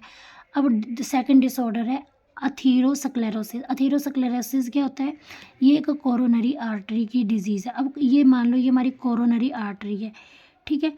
अब मान लो देखो बेटा जैसे कोलेस्ट्रोल है, मान लो ये देखो, अब इसमें क्या है, ये कोरोनरी आर्टरी में क्या है, कोलेस्ट्रोल है, कैल्शियम आयंस है, फाइबर्स है, मोनोसाइट्स है, इन सब से बनता है प्लेक बनता है ना। अब मान लो कि कोलेस्ट्रोल को ना कोरोनरी आर्टरी ने ना टिश्यू में लेके जाना है, कोलेस्ट्रोल को जब कोरोनरी आर्टरी ने टिश्यू में लेके जाना है, लेकिन ये गलती से कहाँ चला गया, हार्ट की जो कोरोनरी आर्टरी है यानी कि ब्लड वेसल है उसमें कोलेस्ट्रॉल चला गया। अब अब जो कोलेस्ट्रॉल है ना, अब कोलेस्ट्रॉल जो है वो कहाँ डिपॉजिट हो गया, वो कोरोनरी, हार्ट की कोरोनरी आर्टरी में डिपॉजिट हो गई, यानी कि ब्लड की वॉल में वो जम गया कोलेस्ट्रॉल। जैसे कोई फॉरेन पार्टिकल्स आया तो वो जो है वो सेल, फॉरेन सेल जो है वो इकट्ठा होना शुरू हो जाएंगे, तो जिससे इन्फ्लामेशन हो जाएगी। अब कोलेस्ट्रॉल जैसे डिपॉजिट होगा ना ब्लड वेसल की वॉल में, तो इन्फ्लामेशन होगी और क्या होगा, प्लेटलेट डिराइव्ड ग्रोथ फैक्टर जो है वो क्या करेंगे, वो ब्लड वेसल की वॉल में और ज़्यादा मतलब प्रोलिफरेशन कर देंगे, जिससे ल्यूमन नैरो हो जाएगा और ब्लड का फ्लो रुक जाएगा। बेटा क्या हुआ कि प्लेक और ब्लड वेसल की थिकनिंग से ल्यूमन नैरो हो गया। अब ये देखो, ये जो हार्ट की मसल है ये ल्यूमन नैरो हो गया और अब हार्ट की मसल में ब्लॉकेज आ गई, तो अथेरोस्क्लेरोसिस में ब्लॉकेज आ जाती है कोरोनरी ब्लड आर्टरीज में। ठीक है, अब जो है वो हार्ट की मसल में कोई ब्लड की सप्लाई नहीं होगी, कोई न्यूट्रिएंट नहीं जाएगा हार्ट के मसल में, कोई ऑक्सीजन नहीं जाएगी, तो इस कंडीशन को बोलते हैं मियोकार्डियल इस्चीमिया। ठीक है, तो इसमें हार्ट मसल की डेथ हो जाएगी ड्यू टू मियोकार्डियल इन्फा इन्फेक्शन, हार्ट मसल की डेथ हो जाएगी। ठीक है, अब हार्ट इन्फेक्शन क्या होता है कि चेस्ट में पेन होना, जिससे कि that radiate to left arm. जब चेस्ट में पेन होती है तो वो पेन लेफ्ट आर्म में रेडिएट होती है, इसको एंजीना पेक्टोरिस बोलते हैं। तो एंजीना पेक्टोरिस में हार्ट अटैक आता है, कार्डियक अटैक आता है, और कुछ कार्डियक मसल के कुछ पार्ट की डेथ भी हो जाती है। अब कार्डियक अरेस्ट क्या होता है बेटा, जब अचानक से हार्ट बीट रुक जाती है तो उसको कार्डियक अरेस्ट बोलते हैं। ठीक है, अब देखो हार्ट फेलर क्या होता है, तो बेटा ये एक कंजस्टिव लंग डिजीज़ है। हार्ट का फेल होना कंजस्टिव लंग डिजीज़ है, याद रखना। इसका मतलब कि जब state of heart when it is not pumping blood effectively, जब हार्ट जो है ब्लड को इफ़ेक्टिवली पंप नहीं करता है और enough to meet the need of cardiac output decrease, और बोला है कि ये हार्ट की वो स्टेट जब हार्ट ब्लड को इफ़ेक्टिवली पंप नहीं करता है और कार्डिक आउटपुट जो है वो बॉडी की कम हो जाती है। इसमें क्या हो जाता है, लंग जो है वो सिकुड़ जाता है, हार्ट फेलर में लंग जो है सिकुड़ जाता है। अब ईसीजी के दौरान ईसीजी चेंजेस आते हैं ड्यूरिंग डिसऑर्डर, तो बेटा याद रखना जब पीआर सिगमेंट बढ़ जाता है तो अथेरोस्क्लेरोसिस होता है। अथेरोस्क्लेरोसिस की ब्लॉकेज कब आती है, जब पीआर बढ़ जाता है। पीआर सिगमेंट मैंने बताया था ना ईसीजी का, तो जब पी और आर बढ़ जाता है तो अथेरोस्क्लेरोसिस होता है। जब क्यू और आर बढ़ता है तो मियोकार्डियल इंफार्क्शन होता है। मियोकार्डियल इंफार्क्शन क्या होता है कि पेन होना चेस्ट में जो रेडिएट होती है लेफ्ट आर्म में, तो मियोकार्डियल इंफार्क्शन हो जाता है। ब्लॉकेज बताया था ना, ब्लॉकेज हो जाएगी। तो क्यू पी आर बढ़ता है तो अथेरोस्क्लेरोसिस, और मियोकार्डियल इंफार्क्शन बढ़ता है तो क्यू आर बढ़ता है और एस टी एलिवेट होता है। क्यू आर बढ़ता है, एस टी एलिवेट हो जाता है। जब एस टी डिप्रेस्ड होता है तो इस्चीमिया हो जाता है, यानी कि इस्चीमिया क्या होता है, जब मैंने बताया भी था आपको। अब बेटा जब एलिवेट होगा एस टी तो मियोकार्डियल इंफार्क्शन होगा। ठीक है, जब मियोकार्डियल इंफार्क्शन होगा जब एलिवेट होगा, और जो डिप्रेस्ड होगा एस टी तो इस्चीमिया होगा, यानी कि ऑक्सीजन अब ना हार्ट तक नहीं पहुंचेगा। जब टी फ्लैट होगा तो इनसफिशिएंट ऑक्सीजन होगी। ठीक है, अब हम इसके एमसीक्यू पढ़ेंगे। तो टी वेव का एंड जो है वो मार्क करता है सिस्टोल के एंड को, तो जब टी वेव का एंड होता है तो सिस्टोल का भी एंड होता है। तो जब चेस्ट पेन अपेयर होती है, जब कब होती है, जब ऑक्सीजन जो है वो हार्ट मसल तक नहीं पहुंचती, उसको बोलते हैं एंजीना पेक्टोरिस। कार्डियोवैस्कुलर सेंटर कहाँ होता है, मेड्यूलम है। ठीक है, अब यहाँ पे बताने की करेक्ट कौन है इनकरेक्ट कौन है, तो ये क्वेश्चन आए हुए हैं तो मैंने ऐसे लिखा है। एड्रीनल मेडुला हार्मोन जो है ये कार्डियक आउटपुट को बढ़ाता है, और टिश्यू के पैच जब राइट अपर कॉर्नर में होते हैं, राइट एट्रियम को, उसको एस्से नोड बोलते हैं। तो इसी के साथ मेरा ये वाला चैप्टर कंप्लीट होता है। आई होप अब मैंने बड़ी सरल भाषा में इसको समझाया। आई होप आपके सारे डाउट क्लियर हो जाएंगे, आपके सारे एमसीक्यू बनेंगे। So bye, have a nice day. अगर आपको मेरा चैनल पसंद आए तो प्लीज़ सब्सक्राइब करो मेरे चैनल को और शेयर करो अपने फ्रेंड के साथ। बाय।